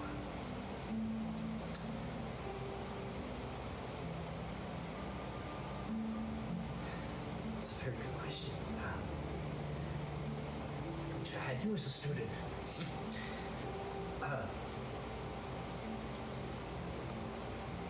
One might say it's doing its purpose right now. One might say it has been working its purpose for its creation for thousands of years.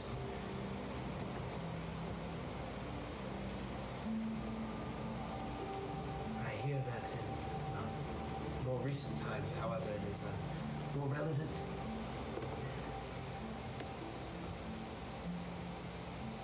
How long have you been down here? How long have you been down here?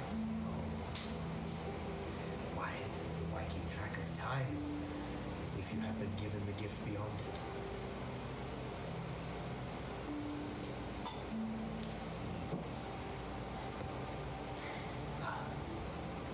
The fact that you are here, and you are a bit of a change of pace of the people who have been coming recently. Really? Yes. You're not covered in sulfur and on fire. Sounds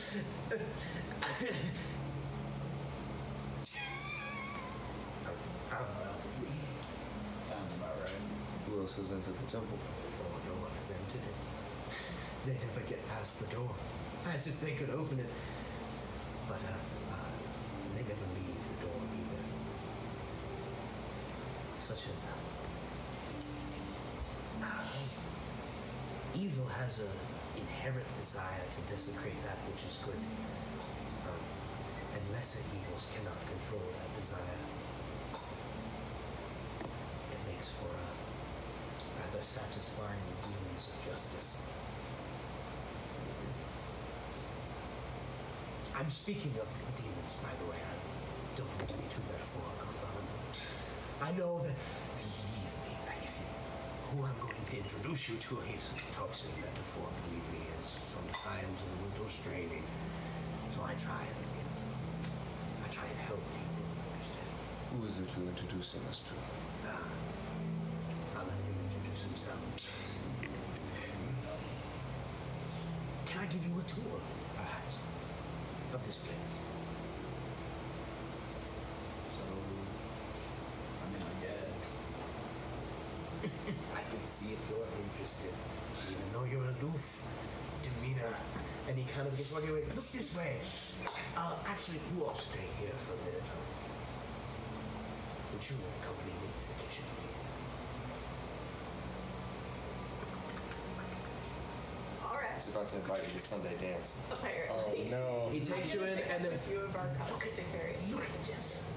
Perfect. And you see, you can tell this is kind of his pride and joy. A full tea set. A full, like, he has bags labeled with herbs on shelves that are lined. You see fresh honey. And this comes from the bees. But, and he goes through this whole spew. He comes back a little bit later. Wait, I have a question. Yes. Well, she's walking in and going to the guy. I'd like to. How long do I have? Because I'd like to converse with. Probably a minute or two. Okay, I turn to you, Draco. We're going along with this. I don't know. I mean, this guy is strange, but he seems to know a lot about this book we're carrying around. It's in the feeling in the fingers from the fight. My head is not clear. Do we trust him? Well, he is a priest, and the door hasn't opened. Of what? The oldest. Do I know what the oldest one is?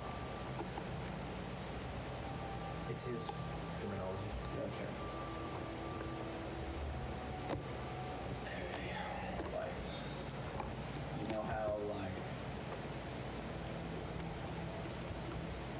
it's the root of all the other one branched off.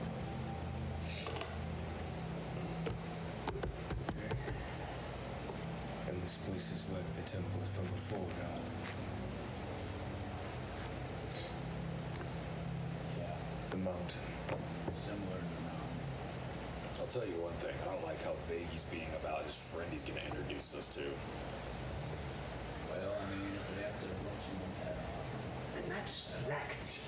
But generally, I like to give green tea to visitors because they usually find it so restful here. Do I have herbs or anything that he wouldn't have access to? Down Oh here? yes, quite. Okay, You I'd like notice to a give few. him a few. Oh, thank you so much. That's very, very kind of you. I will plant these actually. Use these to I hope you enjoy them. please. At your pleasure. Would you like a little tour? Would you like to meet the headmaster first? Let's meet. Let's- whoever Ellis is. Very well. Just follow me. That's the library. I'll show you that later. Only one teacher. Not teacher. Currently the headmaster of the vow. You start walking down this long hallway, and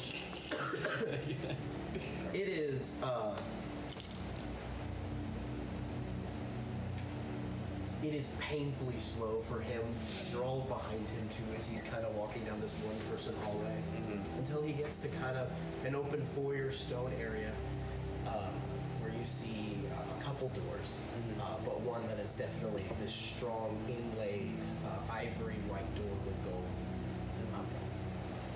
Please. Now. I don't know. Do you need anything before you go in? Food? Water? How long are we going to be in there? As long as you like. just trying to be hospitable. I may be operating off old manners, so please forgive me if I have some dalliances. Do people that cross threshold come back? Oh, it's not the threshold. And you look around and you see one of the side doors open. And you see steps out a figure.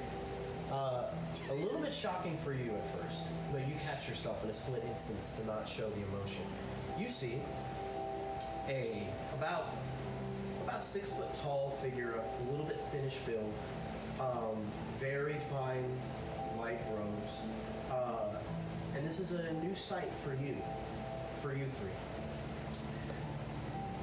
And he walks and is holding a book, and you hear him say, Oh, Danaheim. Disturbing the guests again, building me up too much. and he looks up.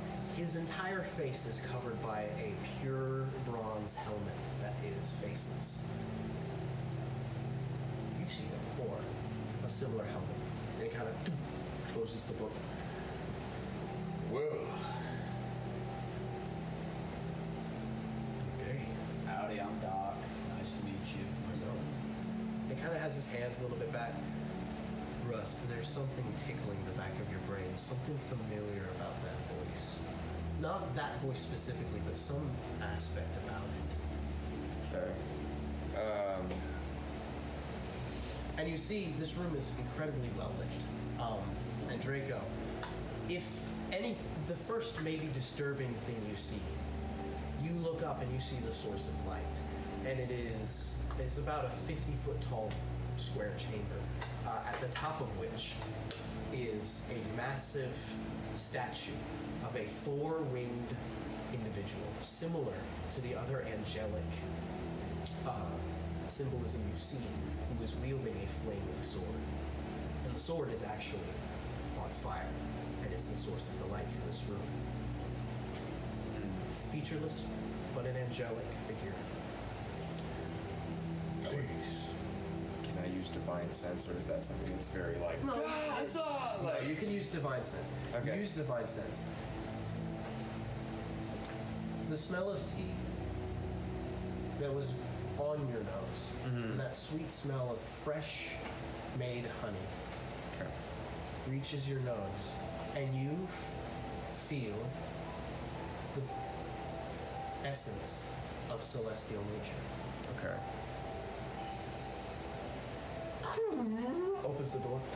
Please, Richard. Come into my study. It's the most comfortable place. Step in. Yeah, I'll walk in. Do I know anything about, like, dude with a faceless mask? Roll a religion check. Okay. Do I? No, you are not. Don't have access to this information. You don't know What do you know? anything. What'd you roll? 3. This is very phobian culture, so not something you're very well versed in. Although it is weird, his voice projects very clearly, even though he is entirely obscure. It's not like he's talking to you behind this. Yeah. It's as if that is what is talking. Mask is his head. The mask is his head. Anyway, so you step in and you see a very comfortable room. It is circular. You see lots of chairs, bookcases. It continues this white ivory marbled stone interior, at the center of which is a little fountain. And it looks to be like a circular fountain with a little splashing pool. You do notice in the back something that immediately catches your eye. You see a about 10 foot by 10 foot or 10 foot in diameter circular stone door that has very intricate runic carvings on it that none of you understand. Inside the study? On the back wall. Okay. And you notice that it's got, the best way I can say it is animated runes. You can see like almost changing lights or something emanating from the gems that are inlaid on the front of it every now and then. Please. Sit. What does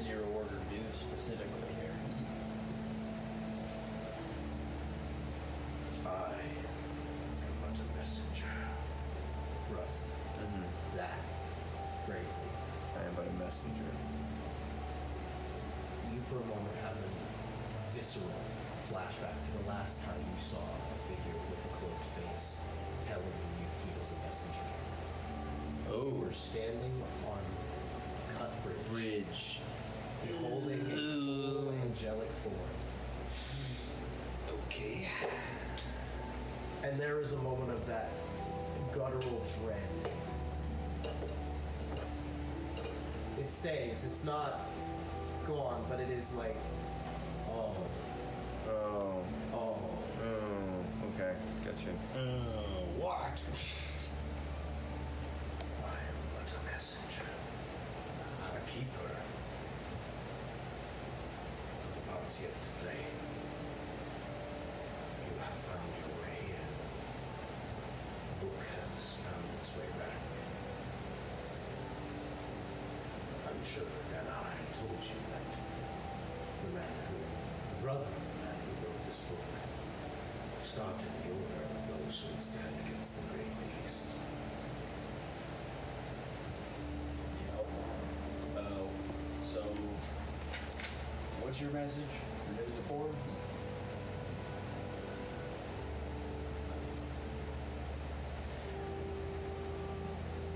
Question must be asked. Why are you here? And I do not mean in this room. Why are you here?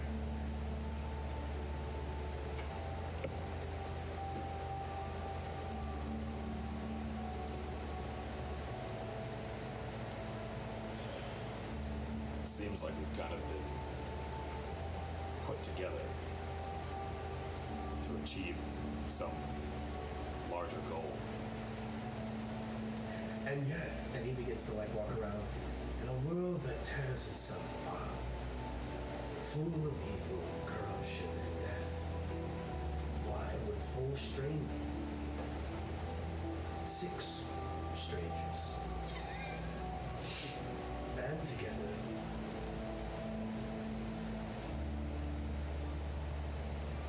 and start standing against that which was wrong?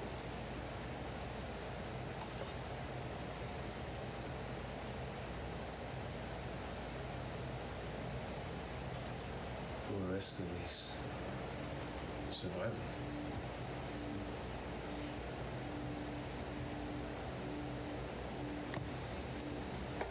To continue is a strong motivator.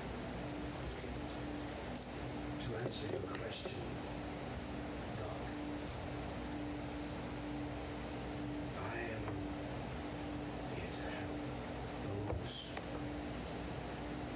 who will stand for what is right, for those who will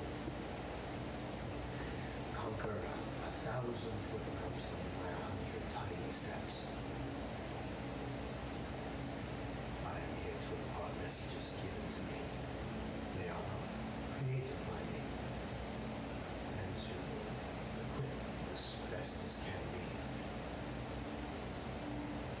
You are playing a very integral part of what is happening, you six. And it is interesting to see that which the world has rejected.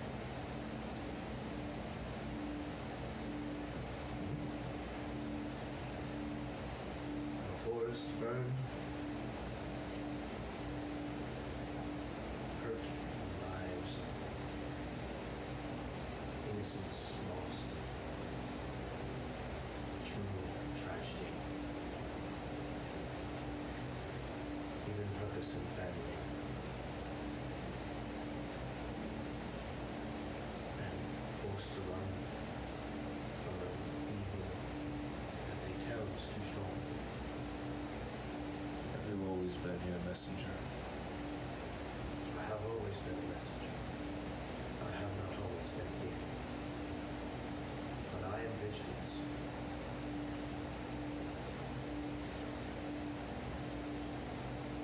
And yet, that which the world has rejected would so easily throw away life and live free another.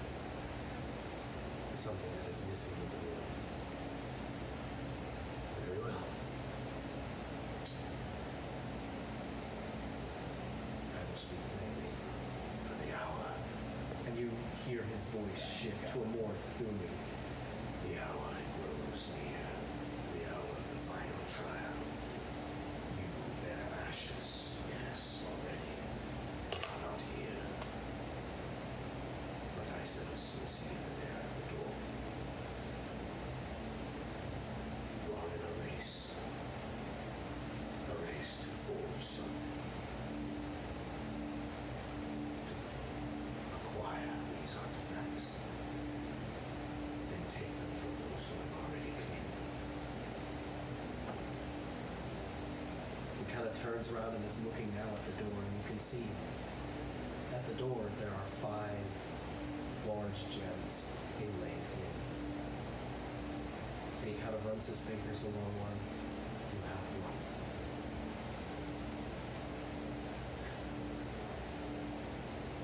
But your journey is long and fraught with peril.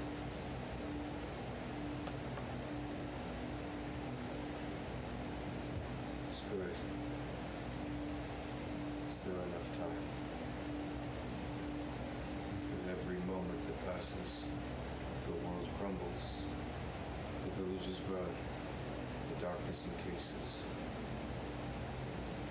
There is not enough days, I fear, in the overworld for a journey that would simply walk across it.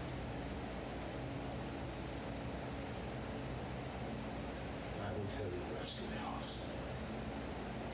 In spite of the urgency that deception brings, there is urgency and the hour is final.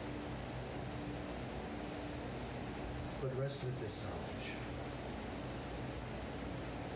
You are not the only one worried about time. Nor are you the one with the least amount of time. For the days of evil are truly numbered. Is there enough time? I believe it is the book that says the final days are not decided.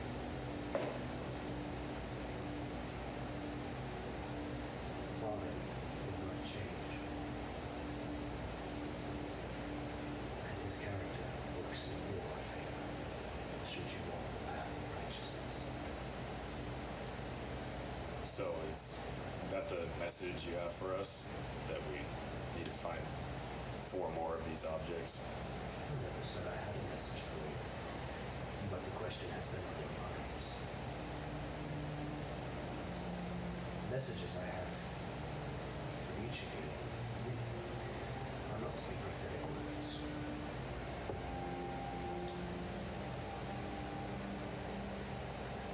They're to be gifts.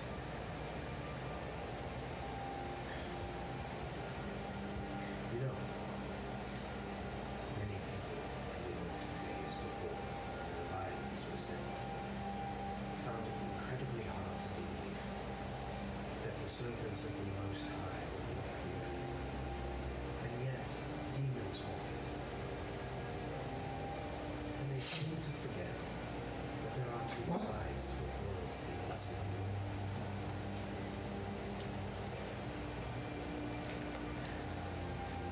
The path you walk is hard. The path you walk will require selflessness. Should you succeed, and I do not know if you will, then who knows what will happen. If the world actually stood against the curse.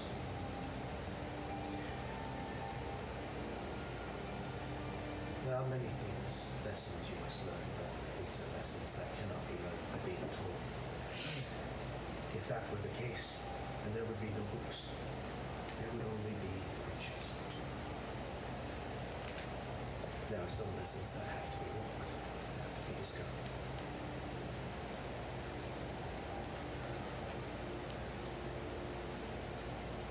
Would you have us linger here? I will have you is not my place to have, to rule, to command. You have been given your will, callings upon your heart, upon your soul, upon your mind. Are yours to do with as you see fit. Should you succeed in reclaiming all of the ashes and triumphing over the evils, ancient and personal, return here, and I will show you what needs to be done. For this door, And he runs his hand across it. will not open until that day. Neither me nor anyone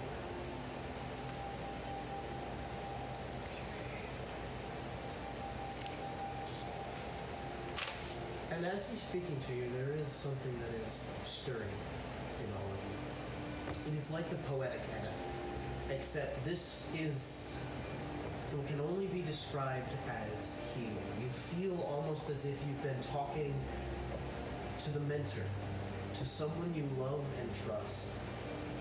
It's not that you love and trust him. It's just the same rejuvenating feeling of actually talking to someone who can tell you the truth. You respond to it how you will, but it is emotionally and physically and mentally refreshing. Well, do you have any idea where we're supposed to go next? Your path is true. You seek to walk among the flame. Yet in prayer, many have walked in flame and not been burned. Continue on your path, your friend at the door. The part he will play is critical as well, even though he wishes it not to be. If you were to say that less vague, so I could understand what you're trying to say to me. He told you the truth. His people need you desperately. He needs you. And his people, they are hurting. And they are suffering the wickedness that thus plagues this world.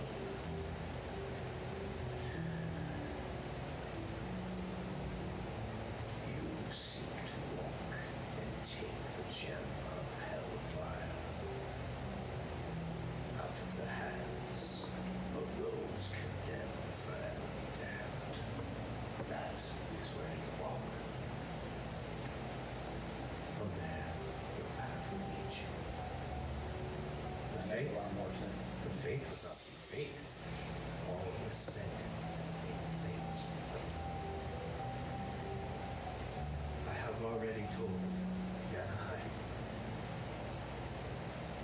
You want to visit the armory. I have already ascertained things I would like to give you. And I would like to speak with your friends, but I will do that later.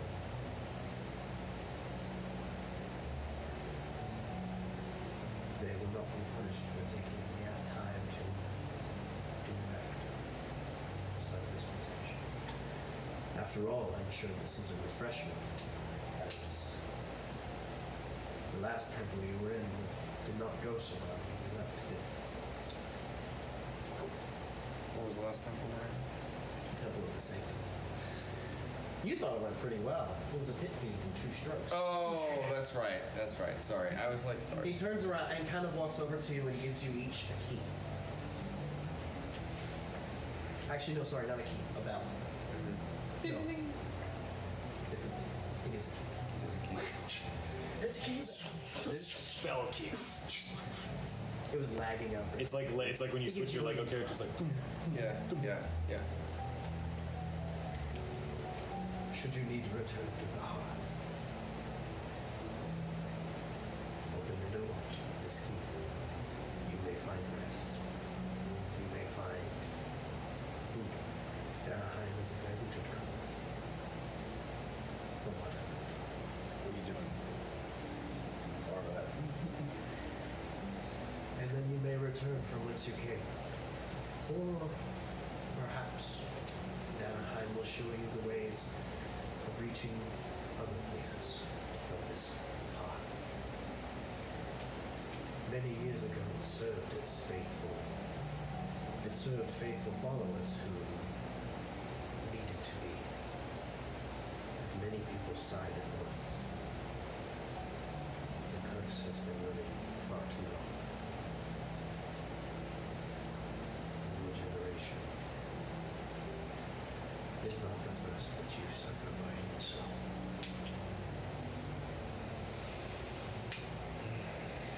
So go. Those who would protect and hunt down evil, cherish that which the Father created, and defend and fight for what is right. He looks back at you, kind of steps up and towards you.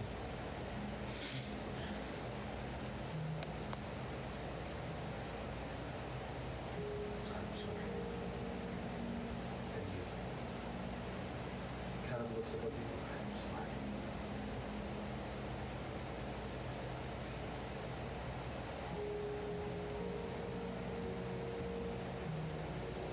There is nothing yet that will take that pain, that beating. Not until the very last day, whenever that may be, and all will be held to.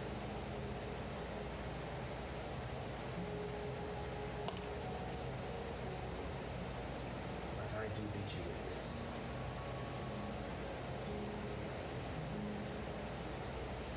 Hatred, or what flows from it, will always appear to be more powerful because it spends its energy appearing.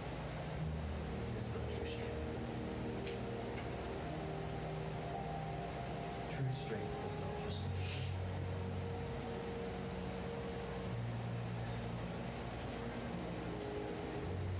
it does. Kind of looks at you. You have been, in like orcish, you have been the subject of much grace and kindness. It was given to you as you should pass it on, as you have. But there is something you carry that you must forsake. It was not yours, it was given, but it should be yours no longer. I answer in Celestial. You are kind. For you who gave this to me.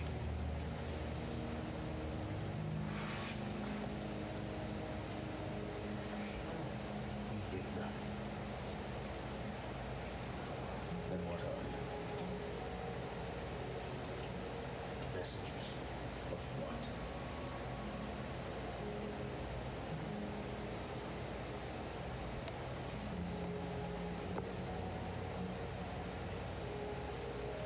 Many have tried to describe it.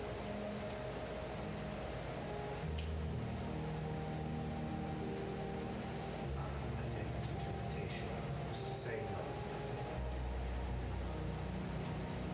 I have no interest in serving that which cannot be named. Or described. No, there's something they have to name. Something may be described. It is not for everyone to say it.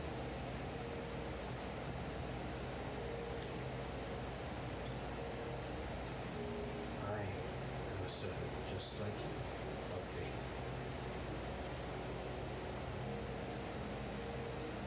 Of the great ancient. Of the Father.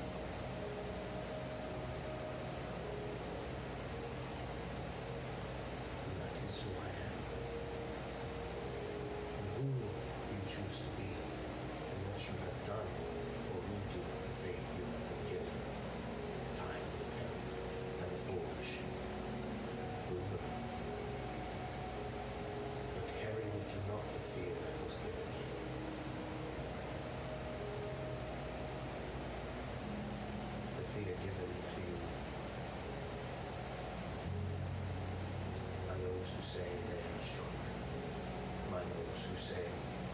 is no hope for the little sheep. Never underestimate the power of faith. What's up to you? You know, people have forgotten these days how beautiful nature really is. It's a refreshing sight to see someone who has an eye for it. Many people see flowers and they remark upon the flowers, but they do not see the beauty of what it truly speaks. Keep cherishing that which is cherished, and you will find that which is abhorrent fades away.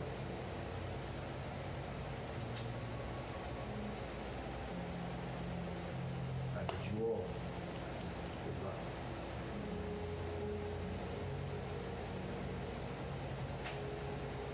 And may God's blessing be upon you all. I hope to see you again.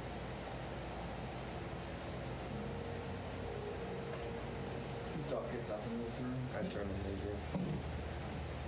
I'll follow them.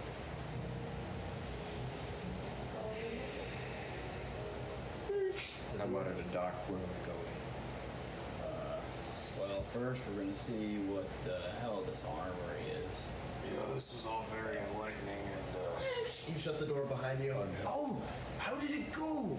Well, as most big celestial messengers, extremely vague, I did warn you.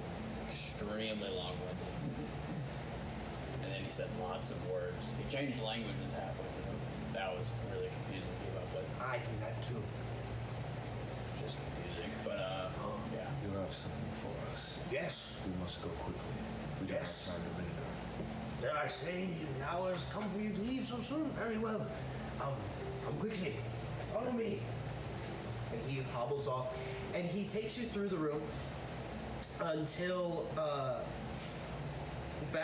actually a little bit halfway through the hall. There's a door, and he opens it, and you see before you a large room with compacted dirt, torchlight, and it looks like a fighting pit almost. This looks like a warrior's guild hall. You see weapons on the wall. You see tapestries of great heroic deeds being performed. You see candles that are lit, and towards the back of the room, you see opening up to another square this massive armory. You see different suits of full plate armor. You see swords that have not seen any rust. You see hammers. You see axes. You see Now Rush has seen them. you do not see any guns. But there is this moment of, oh. And you see him kind of walk into the armory. Ah, yes. Who's first? I can't remember. My memory of lists. I'm not very good with lists. You. How would you like to be first? I was told that you actually have a very interesting opportunity.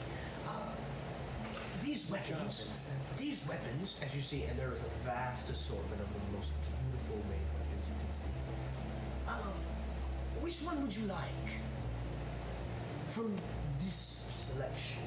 And you see these just beautiful plated steel, like with a great sword that is carved with almost holy angelic wings that fits the crossbar, that has like a rounded center that curves out into a blade with a azul gem in the center of the pommel. You see a mace that looks to be carved of pure refined Damascus steel that is showing these different edges and has this beautiful inlaid form of excuse me, of celestial fire moving down the handle. There's a vast assortment. What weapon would Draco like to use? A stick.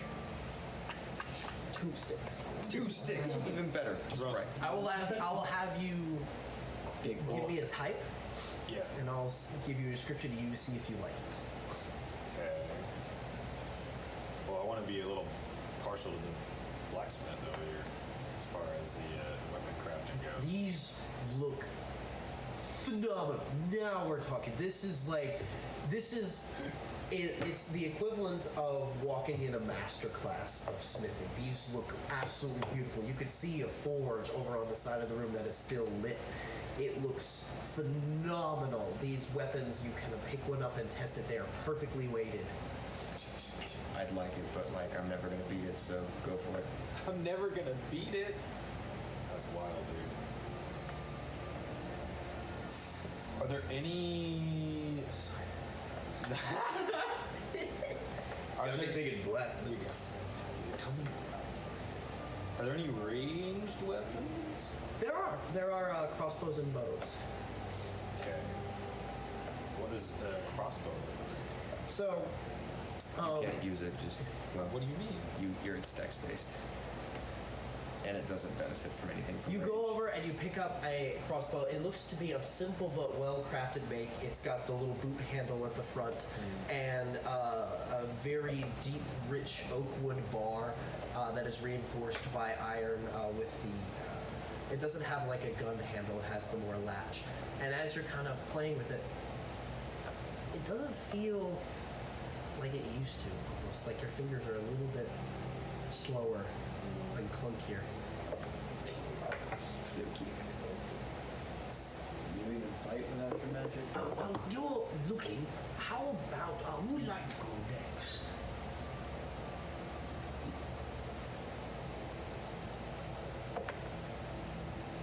I think you're the weapons expert. You should go. I want nothing. Yeah. Well, I don't have a weapon for you, so You have anything magical? You have any booze? we have wine, but I don't think that is partly what we were thinking. All right. So, yes. Hold on. Yours is at the bottom. The next one actually is. Here is this beautiful stick, and he kind of like walks past you. And you're a little bit confused why he forgot you. Just rude as hell. He kind of goes past you and picks up. There's this beautiful walking stick that's of this I don't like tea. twisted oak stick. This staff is, I believe, for you. It's not got any of the flowers or anything, but I think you can handle that. I can take care of that. You can go on. Take that. Very nice, very sturdy. That's just a stick. I'm just kidding. It's not just a stick. Okay. Well, Let us see. Yes.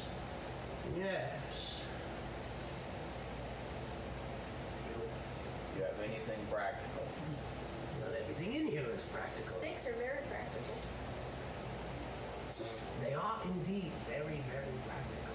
I have little legs. Sticks are helpful with all this walking we're doing. You're right. I'm sorry, man. Yes. All right. No, that's for Henry. No, this was for Henry. I don't know whoever that. I don't think is one of you named Hendrik. I'm so sorry. We don't know anyone named Ember. He's at the gate. Oh, he's the one at the gate. I can pass it on to you. Oh, well, no, I want to meet him. I would like to meet him. I'm sure he'll be in soon, hopefully.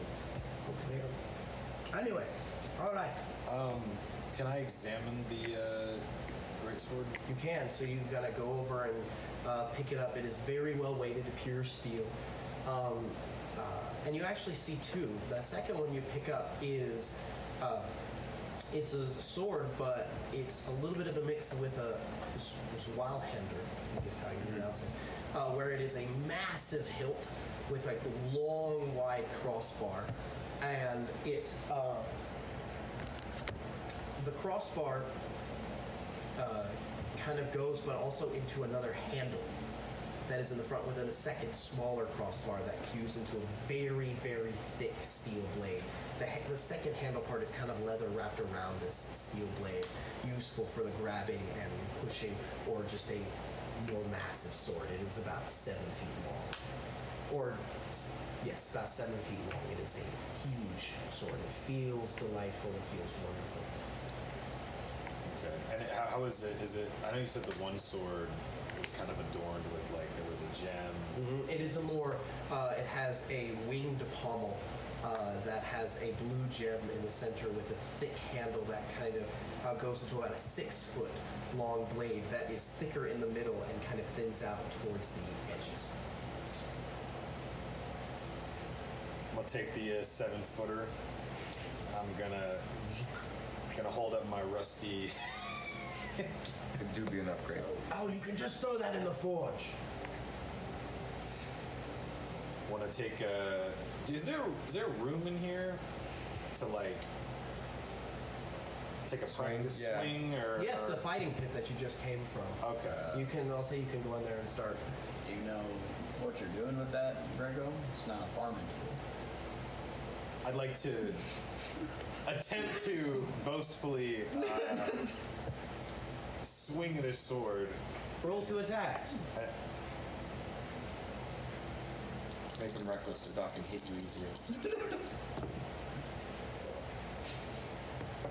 Are you swinging at Drake or at? No. No. It's for intimidation. I'm swinging like yeah. Okay, so let's see. The to attack rolls. Mm-hmm. Okay. I'd like to rage. Doesn't help. Let me see.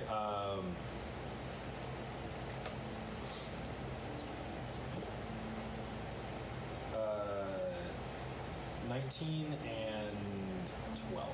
19 and 12. The first one goes a little faster than you see. All right. The second one, fast but kind of wild. Does look strong, like that was a heavier blow than you usually see, Draco. All right. Clearly use something besides farming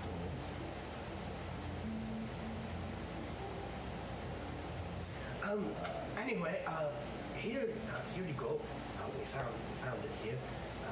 It is, and it's a brooch, and the brooch is in the shape to where it is half the symbol of the Order of the Seraphim and half the Order of the Paragon, kind of interwoven and intermixed. They're beautiful. And All right. Take whatever the hell that is. you sir, can you scooch a little bit? And kind of like scoots past you and kind of grabs his box. Yes. Here we go. Perfect size. And opens the box, and you see 2 thick plated steel boots. And they are beautiful, part of a heavy armor set. And you can see where it connects to a heavy armor, but you can see just like slightly on the heel is these holy wings that are carved into it. Not on the outside, but carved into it. And it is just this fine, not super reflective, but beautiful steel.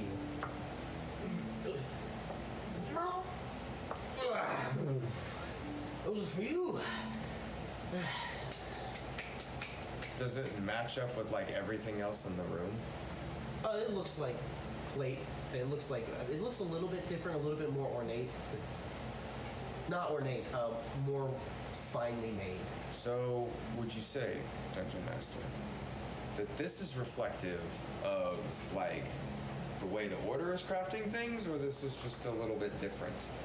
It's got angel wing iconography. That's about the only connection. Okay. It's not Inherently like. It's not sponsored. Gotcha. If that's what yeah. you're saying. Yeah. No. Okay. None of the things in here are generally sponsored. It's varying themes of wholly different slayings of demons and the like.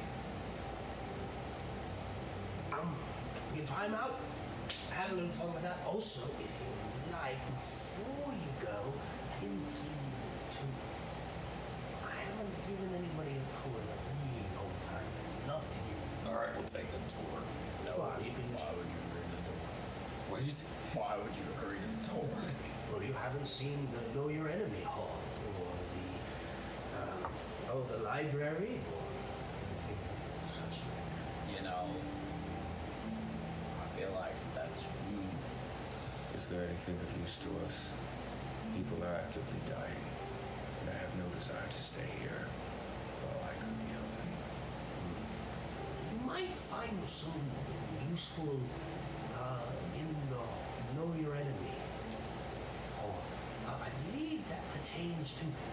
Will you be dealing with these demons and demon lords that have been popping up at the front door? Presumably, yes. Would you take us there? I would love to take you there. And if he gets to take you, and why not while I'm at it, I do the full tour. So if you'll see over here is the library. Before we go any further, do you have the wine? To the Should I kitchen. use it? Kind of walks away without saying a word. And you all have a moment. Just for the record, I'm going to get back to you on what Are you yours running off to the does. kitchen? I'm not. No, I stay. Him. Okay, gotcha. For the record, I'm going to get you the cards, but just Oh, does it general do gist. stuff? These are enchanted items. I'm going to get back to you on yours. got the- Morel, The Buster's. Yours staff is a staff wanted of to wild so shape. badly. It been adds replaced, plus like, 2 the charges to your wild shape. Now I have 4 You now charges. have okay. 4 I mean, charges like- of your wild shape. I can't make you. And it is a For like a long time, so. I can't remember if it's a plus. I'll figure that out. But it adds charges to your wild shape. You I'll make you your have an extra spell slot with your brooch. Your end game. My God. We're going to the final boss fight. Russ, you have the boots of Divine Fury. I'm going to get you specifically what they can do. Okay. But pretty much the general gist is. Sorry, it is a little bit of a rush session. I would have made the Yeah. cards.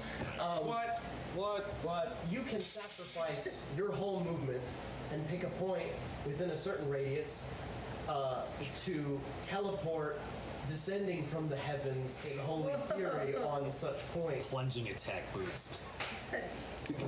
So, Literally plunging attack boots. Okay. So, but it will be extension of your movement. So instead of spending a turn to move 30 feet, you could sacrifice your 30 feet movement to teleport once 60 feet or some radius along those lines. You can do it a limited number of times. Oh, I will get you the Okay.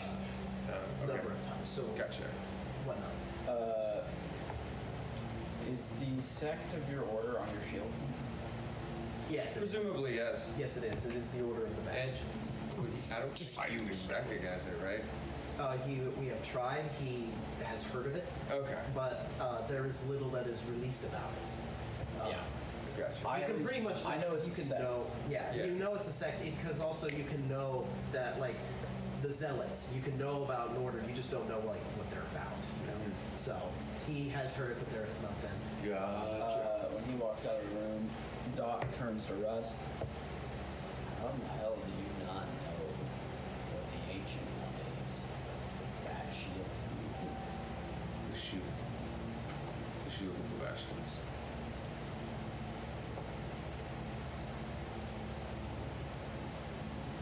Is that not a sect?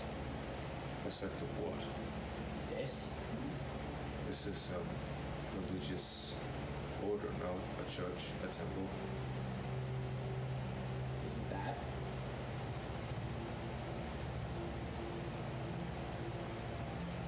Ah. My order is 8 people.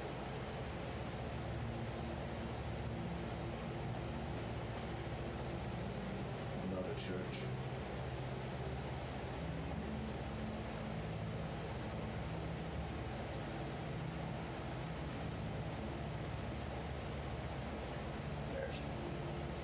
I do not think that the tenets that I uphold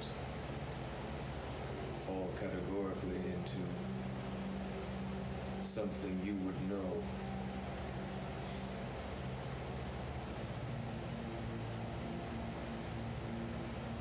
I mean, well, that doesn't really make sense, but I have noticed that's not you. you, from this land, you serve something. You uphold its tenets. And this gives you power of some kind. the belief, the knowledge. Not necessarily. Yet still those who heal, those who exercise might, Yeah. they come from some place like this. And I guess in a similar fashion, I mean, it feels. I'm gonna be honest with you, I don't fully know how it works. Ooh. And I think we were going to make one more stop to the kitchen before I take you to the Hall of Knowing Your Enemy. Maybe perhaps we can check on the people outside. As he begins to walk away, that is where we're going to end today's session. So, thank you all for playing. And for a quickie, Yeah. if you will, it's before 10. Hey, quickie. How long do I have before I rush you on? I guess 10 minutes. Okay, cool. Right now! Thank you all for playing. Yep. Ladies, please, look, both of your religions are equally inferior to mine, alright? My sect has one person, and it's me, Hey, alright? listen, your god is confirmed dead, so, like, News of my death was greatly exaggerated. Did you all enjoy it? I'm sorry. I don't know, I guess I just wanted to do stuff. That was good. Never mind. Good lord drops. Yeah, good lord. Yeah. All right. I enjoyed it. Nice session. Love y'all.